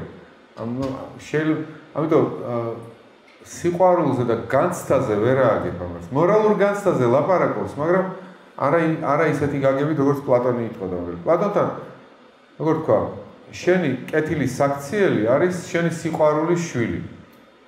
კანტთან სიყვარული არ არის, კანტთან არის შენი თვითკანონმდებლობის შვილი არის. რა ჯობია სიყვარულის შვილი თუ კანონის შვილი? მეგონა სიყვარულის შვილი ჯობია. ანუ შენ აქვე გძნობ სიხარულს და ბედნიერებას, იმიტომ რომ აკეთებ კეთილ საქმეს. კეთილი საქმე შენი ბუნებრივი შვილია გამომდინარე ამ სიხარულიანი ჭვრეთისგან. ქრისტიანობაში ეს არის, რომ შენ ატარებ უღელს, მაგრამ ეს უღელი ტკბილია და მსუბუქი. ტკბილი და მსუბუქი რა შენიშნავს, რომ ეს შენ ხედავ, რომ შენში ხდება რაღაც ნაყოფების ნაყოფს მოისთული, ასე ვთქვა, ნაყოფი აქვს შენ სულს. შენ კულტივირებ ამ სათნოების ნაყოფებს და გიხარია, რომ ეს სათნოებები შეიძინე. ეხლა ეს ყველაფერი არის გამოცდილებითი ამბავი, ხო? დავუშვათ, ამაზე ლაპარაკი მე ჩოგურთელი ვიყავი და რომ საერთოდ არ გასულიყარ კორტზე და ელაპარაკო, რომ რა კარგია ფედერერით რევერსი რო დაარტყა ასე და ჩააგდო ბურთი. დაახლოებით ეგეთი რაღაცაა. მე მჯერა რომ ეს არის ასე, მაგრამ ეხლა ალბათ ის ადამიანები, ვინც უფრო ღრმად და ინტენსიურად ცხოვრობენ ამ ცხოვრებით და ატარებენ ამას, შეიძლება ლექცია არ წაიკითხოს შემსავით, მაგრამ გაცილებით მეტად განახოთ ეს ვიდრე მე რაც ვლაპარაკობ. წამს რო ეს ასე არის. აკაკი როცა ჩვენს ათონელებზე დაცრემლები ნეტარების ჩამოსდიოდა სპექტაკლზე თორნიკერის თავზე რო ყვება, ხო? ეს ცრემლები ნეტარების მოსდიოდა სპექტაკლზე რეალურად ყვება აკაკი, რომ ის უკვე ამ ნეტარებას აქვე გრძნობს. ამ ღვთის დასწრებას თავის თავში და უხარია ეს. ამიტომ ფიქრობ, რომ ეს სწორი არის, მაგრამ ამავე დროს ესა ფიქრობ, ამავე დროს გამოცდილებითი ცოდნა და ქრისტიანულ საზოგადოებაში არიან ესეთი ქრისტიანები, ვინც ამ გამოცდილებით ცხოვრობენ მეტნაკლებობით, რა თქმა უნდა. ყველა ადამიანი, ვინც ეკლესიაში დადის და ბიბლიას და საყარებას კითხულობს, ცდილობს რაღაცნაირად ამ გამოცდილებებზე გავიდეს. რა თქმა უნდა, არის განსაკუთრებით ნიჭიერები, არიან უფრო უნიჭოები, მაგრამ ეს არნიშნავს, რომ თუ უნიჭო ვარ, ამიტომ ხელი უნდა ჩავიქნიო. 100% უნიჭო არავინ არ არის. ყველა ხედავს, რომ ცუდი საქციელი, რაღაცა ტყუილი დისკომფორტს მიქმნის. დაუშვათ თუ ჩემ გამო ადამიანს ვაწყენინე, მიხარია თუ ბოდიშვეტყვი და ის შემოვირიგება. ანუ ეს განცდები ყველას აქვს. ამიტომ ესეთი სიხარულები, რაც არის გამოწვეული ამ ცხოვრების ამ სტილიდან, მიუწვდომელი არავის არ ვფიქრობ, მაგრამ ამის კულტივირება უსასრულოდ შეიძლება. როგორც ქრისტიანობა ასწავლეს, იოანე ოქროპლის აქვს ეგეთი რაღაცა კანტისგან განსხვავებული ხედვა და პლატონური ხედვა აქვს. პლატონის მოდელში ჯდება ეს ხედვა, ხო? ამას ეგეთი რაღაცა, რომ შენ თუ ოქროს კოვზი არ განახესო, ხის კოვს ვერ დათმობ. მარტო ოქროს კოვზი რო განახესო, მე გადააგდებ ხის კოვს ადვილად. ამიტომ თუ ის მადლი არ მოგივიდა გულზეო, გაგიჭირდებაო სხვა რაღაცების დათმობაო.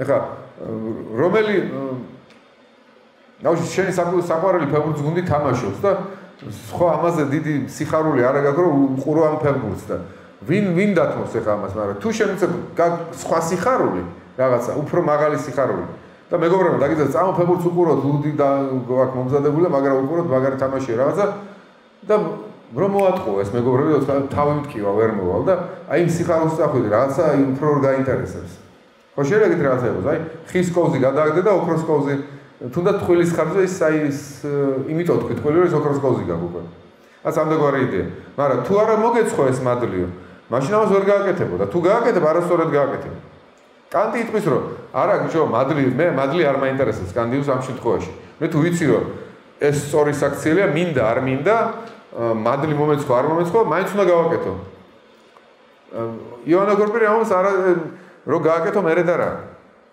არაფერი არა ამაში კარგი ასე ვთქვა თუ სიყვარულით არ გააკეთე და სურვილით არ გააკეთე იმიტომ ის მადლი მოგეცხო პავლეც ამბობს ამ რაღაცა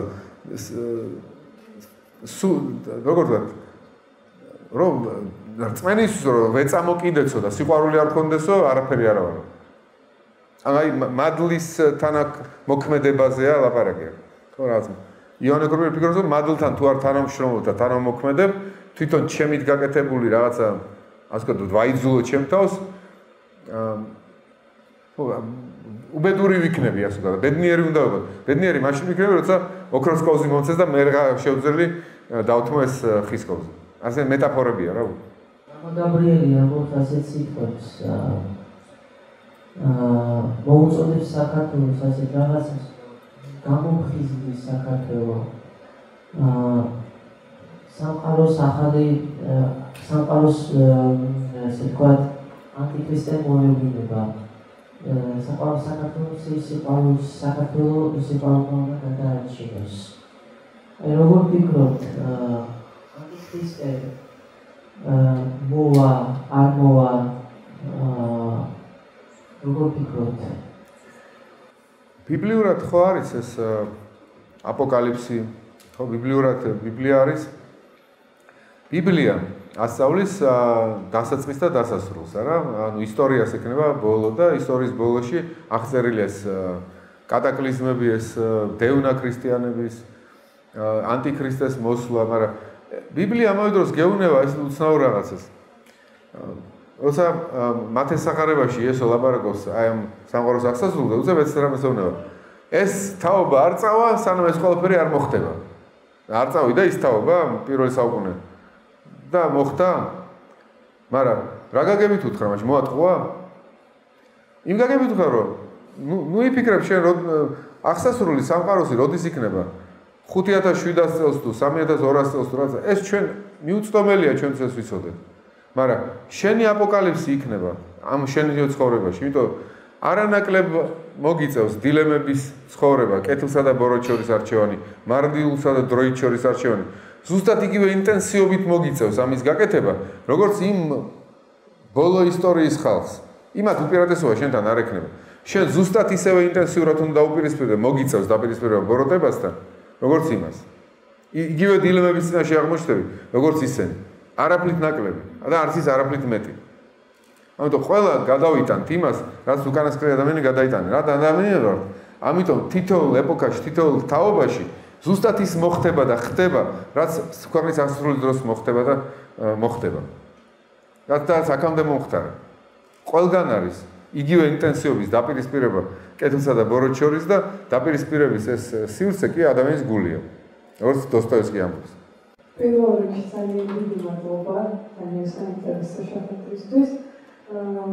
პრაქტიკულ ფსიქოლოგიურ ხარისხში შეხედა ამ კუთხით გადავიდა ჯერპატარის სამართლო გავაკეთო ბედნიერებასთან დაკავშირებით მახსენდება დოსტოევსკის სიტყვები, როცა ამბობს გასაჭირში იყო ბედნიერება განსაცდელში როცა ხარჯებაში მითვარი ბედნიერი რაც ეს პერიფრაზა გავაკეთოთ სტრუქტურული მომენტები როცა ცხოვრებაში ბედნიერებას აკეთებს ის ის არის რომ ბედნიერებას არ უნდა ზდიო არამედ სადაც ხარ ამ დაახლოებით წუთას ამ მომენტში როგორიც არის რეალობა იმას მოიყვანა ფსიქოლოგიურად ადაპტირება რაცა იყო საუბარი თანამედროვე ცხოვრებაში გახდა სუბიექტური ბედნიერება და თითქოს ეს ახალგაზრდა ტენდენცია ფსიქოლოგიურ მიმართულებებმა ხელს შეუწყო თუმცა ფილოსოფიის იდეა ხო არის რაღაცა რომ ადამიანმა მიუხედავად თავისი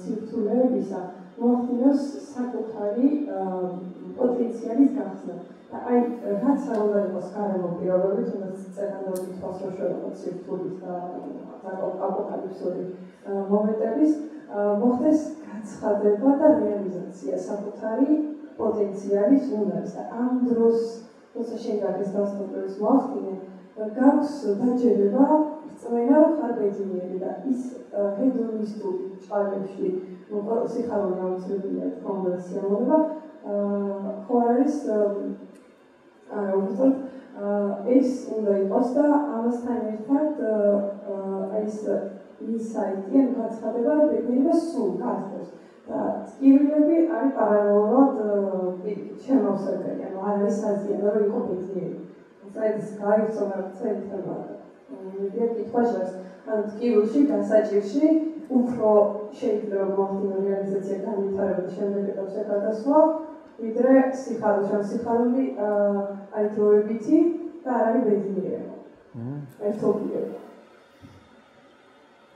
იცი უფრო დოსტოევსკი სად და როგორ ამბობს ამას და როდის ამბობს უფრო კარგად უნდა ვიცოდე ეს კონტექსტი რა ადგილას და ამიტომ უფრო კარგად მაშინ ვასწავლდი თუ ეს ტექსტს წავიკითხავდი და გავაცოცხლებდი ამას ასე და ასე უბედურების დროს პრინციპში არის ამაში ამას ხედავ რომ აი გალკიონის ლექსის რო წავიკითხე არა გალკიონი რას ამბობს ამ ლექსში მე ცხოვრების დარტყმებს არ გავეკეცი ყველა დარტყმა გადავიტანე ღალატიც ნახე ესეც ნახე და ამიტომ ამის მერე მე თუ გავძელი მე გარკვეული აზრით ყველაზე ძლიერი ვარ და ამის მერე მარტო კარგი შეიძლება დავიმართოს.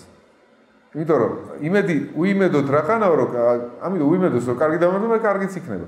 ანუ როგორ თქვა, უიმედოს თუ დავიმართება, კარგი მადლობას ვიტყვი, მაგრამ თუ არ დავიმართება, ეს ჩემი ბუნებრივი მდგომარეობა უკვე. არ განვიცდი როგორც დარტყმას. დარტყმა არის ჩემი ბუნებრივი მდგომარეობა. აი კირკეგორს აქვს ეგეთი რაღაცა. ყველაზე ძლიერი სკანდინავურ მითოლოგიაში ყველაზე ძლიერი აბჯარი არის ცრემლით მოქსოვილი აბჯარიო. ანუ ცრემლი მწუხარება არის საბჯარი, რომელიც ყველაფრისგან ყველაზე მეტად გიცავს. იმიტომ უკვე მწუხარე თუ ხარ, ვინ ჩაგაგდებს მწუხარებაში?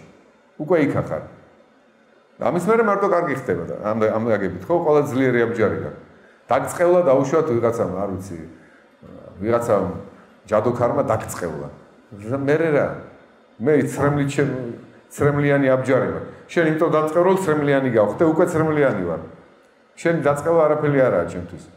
როგორც ნიჩესაა მაგალითი, დრაკონს რო გველმა უკმინოსო. გველი ვინაა დრაკონთან შედარებით? გველი კმენს დრაკონს და გონია რაღაცა გააკეთა, იმო ვერ შეამჩნია. იმო დრაკონია და ეს გველია მხოლოდ. შხამიანი გველი სადაა დრაკონთან რა, ცეცხლისფრო დრაკონთან და.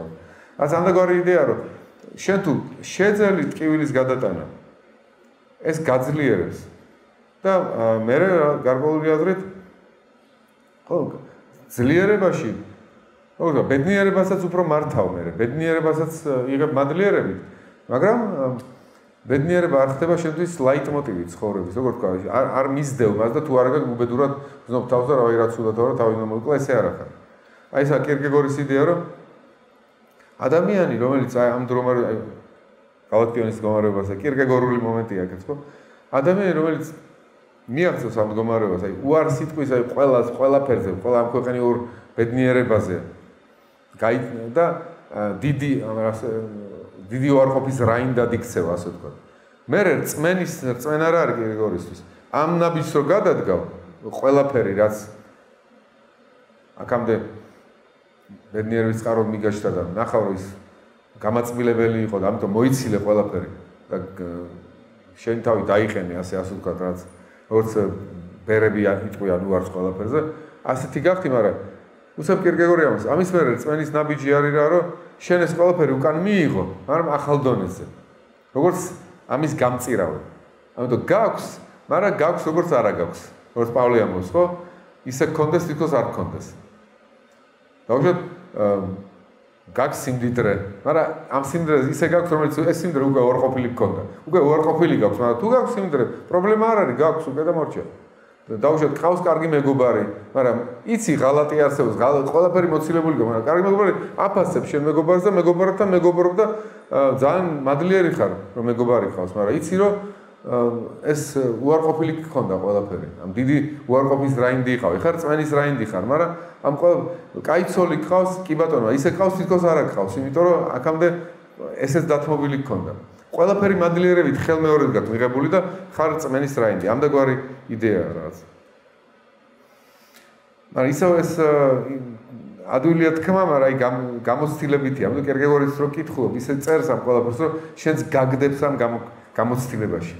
მადლობა პერიოდისთვის, პირველში და ეს კითხვა რა არის სიკვდილის დანიშნულება? მეგონი სიკვდილის არსებობა, სიკვდილის ფენომენი გაიძულებს ხაზი გაუსვა ყველაზე მნიშვნელოვანს. გაიძულებს იფიქრო ყველაზე მნიშვნელოვანზე. დაწნეხო ასე ვთქვა, ჩემი ფიქრი და არ გაიფანტო. ამიტომ სიკვდილზე memento mori, გახსოვდეს სიკვდილზე ეს იყო შუა საუკუნეებში ასე ქრისტიანები ესალმებოდნენ ერთმანეთს. და გახსოვდეს სიკვდილი ამაში ცუდი ის კი არ იყო პესიმისტური, პირიქით ოპტიმისტურად ესალმებოდნენ, რომ იცი სიკვდილი ყველაფერს დაასრულებს ამ თანჯოას და მე მარადიული ბედნიერება გელის თუ კარგად მოიქცევ. ეს გავანებოთ გახსოვდეს სიკვდილი შეიძლება ნიშნავდეს ამასაც, რომ სიკვდილი თუ იცი რომ ამას დასასრულია, აბა რა არის ამ ცხოვრებაში მთავარი?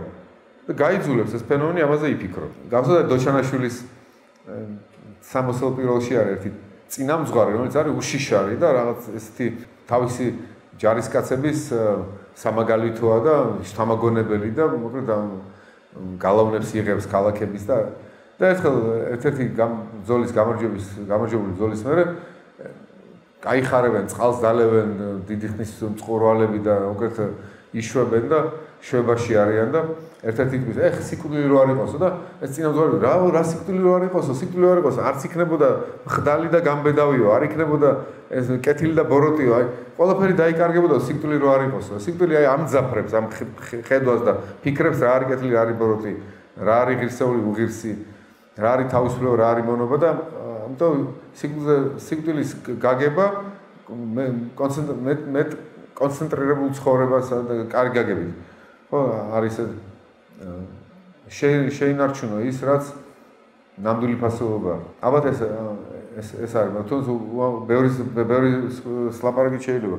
ერთი მომენტია კიდე, რომ ალბათ ფილოსოფოსებს ჰქონდათ ეგეთი ფიქრი, რომ სიკვდილის შიში თუ არ დაძლია, ბედნიერი ვერ იქნები.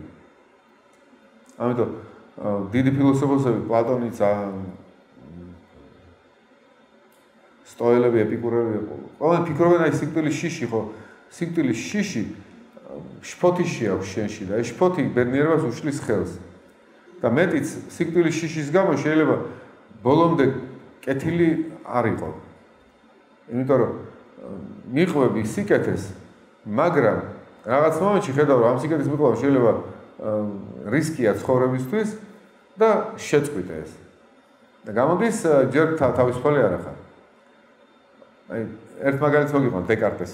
დეკარტე ასე რამეს ამბობს, რომ შენ თუ ცხადად და ნათლად ხედავ რა არის კეთილი, რა არის სწორი, ცხადად და ნათლად ხედავ რაღაცას, როგორც ნათელს, ლამას, სინათლეს, ჭეშმარიტს, ხო? შენ გიჩნდება სურვილიც კი ამის მიმართ, აუთენტური, სწორი სურვილი ამის მიმართ. დავუშვათ ხედავ ის მაგალითი მოვიყვანოთ, ხო? დავუშვათ ხედავ რომ ეს ადამიანი სამართლიანია და სიმართლისთვის დევნიან და შენ მას ხარს უჭერ, ეკომაგები. მოსამართლე ხარ, მაგალითად უსამართლოდ ბრალს დებენ და შენ მოსამართლე ხარ და ბოლომდე მიყვები მას და усმენ მის ადვოკატებს, მის ყველაფერს დავუშვ. რაღაც მომენტში გითხრათ, შენ თუ ეხა ამ ადამიანს დაიცავ, მოკლავ და მე ვიტყვი, ეხა თუ არ მინდა მომკლან და ეხა ასე აზარტითაც აღარ დავიცავ. ანუ ეს პირველი აზარტი ჩავაქრე. რატომ? იმიტომ სიკვდილი შემეშინდა. მაშინ გამოდის, რომ მე ნამდვილად თავისუფალი მაშინ ვარ, თუ აი ამ კეთილი აზარტის ძალით დავძლევ სიკვდილის შიშს. დეკარტეს და ვიქნები გულუხვი. დეკარტეს სულ გრძელი ადამიანი თუ იქნები. გულუხვი ადამიანი. თუ გულით იზუნწე. ახლა გულით იზუნწე, საიდან მოდის ეს სიტყვა? ავთანდილს აქ არა? თუ ეხა ეს საწყალი ფატმანი არ გადავარჩინე, რომ ის ჭაშნაგირი დაემუქრა, რომ ვეტყვი მეფეს ყველაფერს და მოკლავ შენს და შენ ქმარს და შენ შვილებსაც, ავთანდილო რას გეუნებოდა? თუ არ მოკლავო, ამას მიზამსო და თუ მოკლავო, მე რა გეტყვიო და ავთანდილოს ამამის არცნობა თქვა, ჩემი სიძუნწე არსა, ზუნწი ვიქნებიო ეს რო არ გავაკეთო, ეს ჩემ სიცოცხლეს და ჩემს ამ კომფორტს გავუფრთხილდებიო და ასე არ უნდა მოიქცეო სულგზელი ადამიანი, და კლავს იმ ჭაშნაგირს და მე იღებს ამამდენს, არა? აი ზუნწი ხარ თუ არ მიყვები ამ ცხადანათლად დანახულ გაგებას სიმართლის ჭეშმარიტების. და შევიყვარებთ ისე ჭეშმარიტებას, რომ დავძლიოთ სიკვდილის შიში. და ნამდვილად თავისუფლები გავხდეთ. შევიყვარებთ აზარტს სიკეთის ჭეშმარიტის მიმართ სიკვდილის წინაშეც. ალბათ ნამდვილი ადამიანები, ვისაც კაცობრიობა ადიდებს, ესეთები არიან. მე არ მომბრო, მე ვარ ესეთი, მაგრამ ხედავ სწორება, ვიცი რომ უნდა გქონდეს ადამიანს ასეთებზე. და თანდათანობით ყველამ შეიძლება განიცადოს, გაიაზროს ამდაგვარი განცდა, რომ ახ ისე აღშფოთო, რომ დაივიწყოს რაც რისკები დაუშვათ. ანგარიში მიუცემლად, ხო? სტიქიური გულისხმით, გავაკეთე რამოს. აი სტიქიური გულისხმით მივეცე ბრძოლას. აღარ შევხედო, მომკლავენ, არ მომკლავენ, წამართვენ, არ წამართვენ, ყველაფერი წავდავყარე. მაგრამ სტიქიური გულისხმა გავათავისუფლე ჩემ თავში. თუ შეიძლება რომ ცოტა უფრო ზუსტად ვთქვა თქვენზე აი მატრიცის მაგალითთან დაკავშირებით, რომ აი ფილმის მაგალითი რომ მოიყვანოთ, რომ ადამიანს ძალიან ძირაში მოიცნეს, რომ აი ჩიოს მატრიცა თუ რეალობა, ხო? ანუ იცხოვოს სასიამოვნო თბილისში თუ ძალიან რთულ რეალობაში. მათ ახლა ჩემი ცოტა ისაა რომ ადამიანი რა თქმა უნდა სრულად ბოლომდე არ უნდა მოწდეს რეალობას, იმიტომ რომ ამით შეიძლება ძალიან გასუსტდეს და თავი დაიღოს საერთოდ, მაგრამ თუმცა არის რომ მატრიცა ყოველთვის ცუდია, ან მატრიცა იქნებ ზომიერად ერთი სასაგებო იყოს და უფრო ბენეფიტური იყოს ასე რეალური ცხოვრებისთვისაც კი. იმას გულისხმობ, რომ აი ძალიან გავრცელებული ტერმინი არის კინემატოგრაფიაში ავტოცით suspension of disbelief. ანუ ალბათ ესე ითარგმნება ადაჯერების შეკავება. ანუ ამ დროს ესე იგი ადამიანი როცა ფილმს უყურებს, საკუთარი ნებით თავისი სურვილით საკუთარ თავს აჯერებს, ცდილობს დააჯეროს ის რაც წინ ეკრანზე ხდება.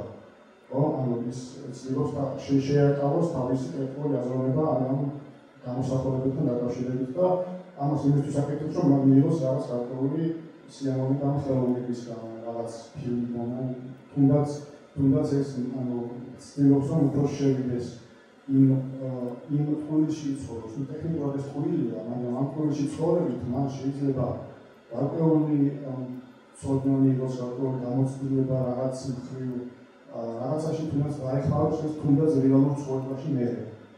და აი ამასთან დაკავშირებით უბრალოდ თქვენი აზრი მაინტერესებდა რა ამ მხრივ მოყვებით ამ შეჯერებას და ზოგადად მედიცინაში დასწრებით განსაკუთრებით. რთული თემა შემოთავაზეთ და იმდენად რთულია ეს თემა, რომ ვფიქრობ ეს საერთოდ ცალკე მსჯელობის და ცალკე განხილვის საკითხი უნდა იყოს. აი მართლაც ხანდახან არის ადამიანს ხვდები და შეიძლება სრულიად რაღაც შეთვის გაუგებარი იდეები აქვს, რაღაც ან მიუღებელი იდეები, ან რაღაცა ის თავისი სამყარო აქვს და ერთბაშად რომ უთხრა რომ ეს სამყარო ილუზორულია და გაუნადგურო ეს სამყარო, ჯერტი ამ ადამიანსაც დააზიანებ. სხვა რა გისა აქვს დაუშვათ, იმაში ხედავს ამ ფასეულობას და აზარტით იმაზე გიყვება მაგალითად. აი ბავშვები ხან გიყვებიან რაღაც აზარტით და შენ ხო არ სისულელს მეუნები და თოვლის ბაბუ არ არსებობს სინამდვილეში პირადად რა უთხრა. იმას მართლა წამს რომ თოვლის ბაბუ არსებობს და კბილისფერი არსებობს, იმას მართლა წამს. ხო და ეგრევე ვთქვა, კბილისფერი არ არსებობს და ეს უბრალოდ ბიოლოგიურად გაგრეჩენ კბილს და მშობლები ჩუქნიან რაღაც. მე მგონი არ არის სწორი, ხო? და ეხლა მე ბავშვებზე ვთქვი ეს, მაგრამ შეიძლება დიდსაც კონდეს ამდაგვარი ფასეულობები, სამყარო რაღაცა, რომელიც გარკვეული აზრით შენთვის შეიძლება მიუღებელი და ილუზორულია, მაგრამ მეორეც ხო შენ ხედავ რომ ეს ადამიანი ამასთან აკავშირებს რა ძალიან მნიშვნელოვან მოლოდინებს, სიხარულებს, ხალისებს. შენ კიდე ამ ხალისების თუ სიხარულების ნაცვლად არ ვერაფერს ვერ სთავაზობ, გარდა იმისა, რომ ცივი წყალი დაასხადავს და ეს ტყუილია უთხრა და გაანადგურო ეს ადამიანი. ამიტომ ვფიქრობ ამ შემთხვევაში რაც შეიძლება იფიქრო ამაზე ზოგი ილუზია, ყველა ილუზია ბოროტი შეიძლება არ იყოს ალბათ. ზოგი ილუზია რაღაც არ ვიცი, მიჭირს ამას ლაპარაკი, მაგრამ თუმცა რაღაცა გამახსენდა ეს მიყვარს ეს ადგილი ამ ფილმში და ეს ფილმს მიყვარს შესანიშნავი შვიდეული. ეგ ამერიკული ვესტერნი არის, ეს საკულტო ფილმი არის და შვიდ სამურაების მიხედვით გადაღებული არის. და იქ ესენი ეხმარებიან გლეხებს, იმიტომ რომ შეებრალებათ ეს გლეხები, კრის და სხვას ეს 6 ის არის. და პირველად ხდება რომ სიბრალულის გამოაკეთებენ ამას და არა ფულისთვის, იმიტომ რომ ის სოფელი მთლიანად აძლევს, რაც კი შეაგროვეს, კაპიკები რაღაცა და ამათო ეს თავარმა თქვა რომ ბევრჯერ შეუთავაზებია ჩემთვის ბევრიო, მაგრამ მთლიანად მოეცათ ყველაფერი რაც გქონდა, ეგ პირველად ხდება ჩემს ცხოვრებაში და დავეხმარებიო და ყველანი ათებულები არიან ამაზე. ერთადერთია მარტო ამათ შორის, რომელიც ვერ მოდის მასთან ესეთი კატეგორია, რომ შეგიძლია ვიღაცა შეგებრალოს და ასე მასთვის თავი დადო. მისთვის ეს არა, დაგიქირავეს სიცოცხლეს ზისკავ, იმიტომ რომ მე ფული მოგცე. და გონია, ბოლომდე გონია, რომ ამ 6-მა რაღაცა იცის. და ამის გამო არიან, რომ ეხმარებიან ამას ასე თავგანწირულად და ბოლოში რო კვდება ეს ჰარი დაბრუნდება თავის მეგობრებს. ჯერ წასვლა უნდა რომ რაღაცა ფული არ არის რომ თქვენ და ესა გვაქვს მარტო. მე რომ ბრუნდება ახლა ვერ გაწირავს თავის მეგობრებს მაინც და ბრუნდება და კლავენ და სიკვდილისინ ეკითხება კრის თუ მითხარიო რა დიდ ფულზე იყო ხო ლაპარაკიო და კრისმა ხო დიდ ფულზე იყო ლაპარაკიო და რამდენი თითოს რამდენი შეხვდებოდა ერთი 40-40000 შეხვდებოდა და შვიდად მოკვდება რას ხო ილუზიაში მოკლა თითქოს არა რა ცუდი რაღაც გავუკეთე აი Goodbye Lenin რო არის კიდე ფილმი გასწოთ ეს დედა რო ავათარი და სოციალიზმის დროს წამს და ესენი აჩვენებენ რომ თითქოს სოციალიზმმა გაიმარჯვეს, ნამდვილად ბერლინის კედელი დაემხო და რაც ხალხი მიდის და უნდა მთელი კაპიტალისტური სამყარო აქეთ შემოვიდა ჩვენთან და ყველას გაბედნიერება უნდაო და რაც ატყუებენ რაღაცა. ანუ არ ვიცი, ესეთი რაღაცები შეიძლება რაღაცა ზომაში თავისი აზრი კონდეს და თავისი სიკეთეც კი კონდეს. მაგრამ საბოლოოდ ეს უნდა მართოს მაინც ჭეშმარიტება. ესეც კი უნდა მართოს ჭეშმარიტება. რაღაც მომენტში უნდა მიიყვანო ეს ადამიანი ალბათ ნამდვილ ფასობენ ბავშვ რაღაც მომენტში ეუნები რომ კბილისფერი არ არსებობს და თოვლის ბაბუ არ არსებობს, მაგრამ ამავე დროს აუხსნი რომ თოვლის ბაბუა რაღაც ამბავში არსებობს, იმიტომ რომ შობელი ასე როზუნავს მასზე და ამდენს ვფიქრობს და ასე რაღაცა.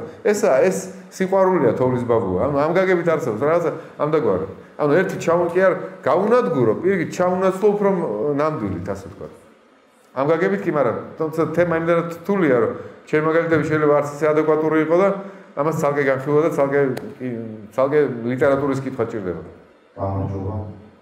ძალიან კარგი კითხვა იყო და ამ კითხვას გავაგრძელებია რა. ანუ თქვენ თქვით, რომ აი სხვა ადამიანი, რომელსაც შეიძლება რა ჭეშმარიტება გინდა უთხრა, რაღაც ნიშნო დაინდო. რომ პირდაპირ არ გაასწორებინო თვალი, იმიტომ რომ ცოდვაა. და ჩვენ ხშირად გვაუწყდება ხოლმე, რომ ხანდახან ეს სხვა ადამიანი საკუთარი თავია. და ამ საკუთარ თავს ხანდახან არაზომიერად გულით ხოლმე და ხანდახან საკუთარ თავს რო დავიდოთ ალბათ ამ რეალობასთან გასწორებას. ახლა აი გამიგია ქრისტიანობაშიც ერთადერთი დაგანახოსო შენი რეალური მდგომარეობა ხო დაცემული ადამიანის ფსიქიკა ამას ვერ გაუძლებს ანუ მეტიც გიმაროს შენს რეალობას ოღონდ ეს არის კეთილი დამალა შენი ზონის ფაქტორში გაუსწორებენ და თვალი და ადამიანსაც არ ხომ გაუშვებს თავისი ზუგის აქციების გამო თუ ფიქრის გამო თუ ჩვეულის გამო რომ ბოლომდე უვლის აფუძარ თავს ამას შეეხმარება ის აზრიც რომ შენ თავს და მოსხოვა რეალობას ვარ გაუსწორო და საბოლოო ჯამში ეს გონიერებას მოიწევს იმიტომ რომ ესე სწორხაზოვნა შენ თავს დააჭირო შეიძლება ბოლოდება ფიქრს რა თქმა უნდა ხო ანუ რა თქმა უნდა შენ თავსაც გონივრულად უნდა მოეპყრა ხა ბავშვობაში ერთხელ კითხულობდი ტოლსტოის რაღაც პატარა ჩანაწერებს წიგნები პატარა ის იყო წიგნი იყო რაღაც ყოველი დღისთვის თუ რასაც იყო ტოლსტოის და ერთი სიზმარი ქონდა პატარა მინიატურა იყო რაღაცა ბავშვს დაესიზმრა ბავშვმა შეჭამა ქათმის შემწვარი ქათამი და მე გაესიზმრა რომ ნაჯახი დასდევდა ქათამს და იმის მერე რომ გაეღვიძა იმის მერე ხორცს აღარ ჭამდა და მეთქი აი მე ხორცი აღარ უნდა შევჭამა და მე რაღაც მომენტში ვიფიქრე კაცო ეს ტოლსტოის ბიჭმა ნახა მე ხო არ ნახე სიზმარი ხო მე არა ვარ ამიტომ რაღაც მოვიცილეს და ახლა რომ ჩამედო ეს იდეა ფიქსა რომ მე ხორცი არ უნდა ვჭამო იმიტომ რომ ტოლსტოის ბავშვმა ნახა სიზმარი სადაც ნაჯახი დასდევდა და იმის მერე ისე განიცადა რომ მე ხორცს ვერ ჭამდა ეს მისი განცდაა და მე ამ განცდას ძალად ჩაკუჩად ვერ ჩავირტყავ თავში მაშინ დავიღუპები თუ მართლა გამიშთა ასეთი გზნობა და ჩემი ჰარმონიულად რაღაცა ის თავისუფალი იყო იმ არჩევანში მე და კარგად იყო იმ არჩევანში მე ჩემთვის ეს მისი არჩევანი რომელიც მოიხუიე თავზე ძალით ეს იყო ტირანია განახორციელე საკუთარ თავზე გავხდი უბოროტესი ადამიანი კაცობრიობის წერი გავხდი იმიტომ რომ საკუთარ თავსაც ტანჯავ და მე სხვების მიმართაც თვითონ თუ უბედურად გზნობ თავზე ტანჯავ ჩემ თავს სხვების მიმართაც ეგეთივე ვარ ანუ შეიძლება გავიბედურო თავი იმიტომ რომ უფრო მაღალი თამასა ავიღო მე ფეხბურთის მატჩში ვთქვი რო არ უყურო ფეხბურთის მატჩი რა გული გამისკრება იმიტომ რომ მინდა უყურო რატომ დავიტანჯო ჩემი თავი ხო ცოდვა ფეხბურთის მატჩის ყურება არ არის ცოდვა ან თუნდაც რომ მინდა რომ ჩოგბურთის თამაშს დავამარცხო მოწინააღმდეგე ეხლა ბერი რო იყოს ვიღაცა იმისთვის ცოდვა იქნება ფილონიკე ექვია რაღაცა ძლევის მოყარეობა თუ რაღაცა და იმისთვის ცოდვაა რომ სპორტულ თამაშებში მიიღოს მაგრამ და ძლიოს მოწინააღმდეგეს მაგრამ ეხლა სპორტსმენი რომელიც ძლევს სხვა სპორტს გაუხარდება ეს რა ცოდვაა? ანუ სხვადასხვა დონეები არის ამიტომ ისე უნდა განსაზღვრო შენი თავი, სადაც ჰარმონიულად იქ ხარ, სადაც უნდა იყო. ნეტარი არის ის, ვინც არ აყვედრის თავის თავს იმაში, რაც აირჩიაო, პავლე ამბობს. და შენ თუ აირჩიე ის, რაც შენ ძალებს აღემატებოდა და წამხედურობიდან რაღაციდან სიბრიყვით გაიუბედურებ თავს. ილიას განდეგილივით დაგემართება, რა ვიცი.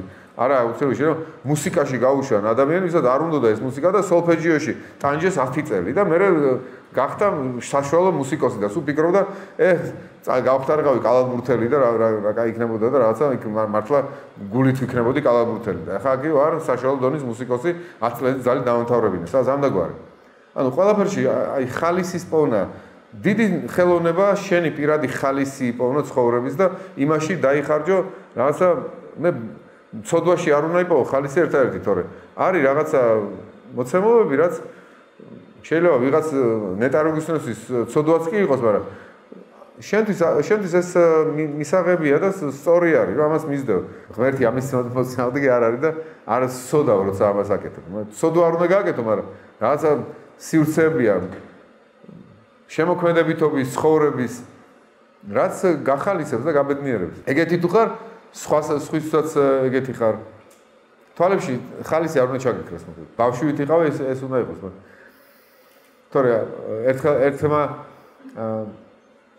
სასწავლო პირმა მითხრა რომ არ არსებობს იმაზე უფრო უბედურიო იმაზე უფრო დიდი კატასტროფაო და უბედურებაა ვიდრე უბედური ბერიო ვინც დათმო მაგრამ იქ უბედნიერება ვერ იპოვა ანუ თავისი ხალისით კი არ გადადგეს ნაბიჯი აი რაღაცა ილიას განდეგილივით დაემართა და უბედურსაო მე ფიქრობს და სულ ატარებს თავის გულში ბჟუტავ განცდას რომ უბედურია და არ უტყდება თავის თავს და მოუწევს მე წამოცდენა ფროიდული წამოცდენა აი უბედური ყოფილა ანუ არ დააყვედრო შენ თავს ის რაც აირჩიე აი ისა ნეტარი ის არის ვინც არ აყვედრის თავის თავს იმაში რა გზაც აირჩია თუმცა ცოდვა არასდროს არ არჩიო მაგრამ არის გზები სხვადასხვა არა ცოდვის რომელიც უფრო მაღალი თამასა უფრო დაბალი თამასა დღეს მოყვა ერთმა ხელმებად ცოდნებ რომ ათონის მთაზე ვიყავიო და იქ ხედავ რომ საღამოსო ბერები რომელიღაც მონასტერში არიან და ფეხზე დგანანო, რაც შუშით გადაფარებული შენობა იყო და ჭამდნენო.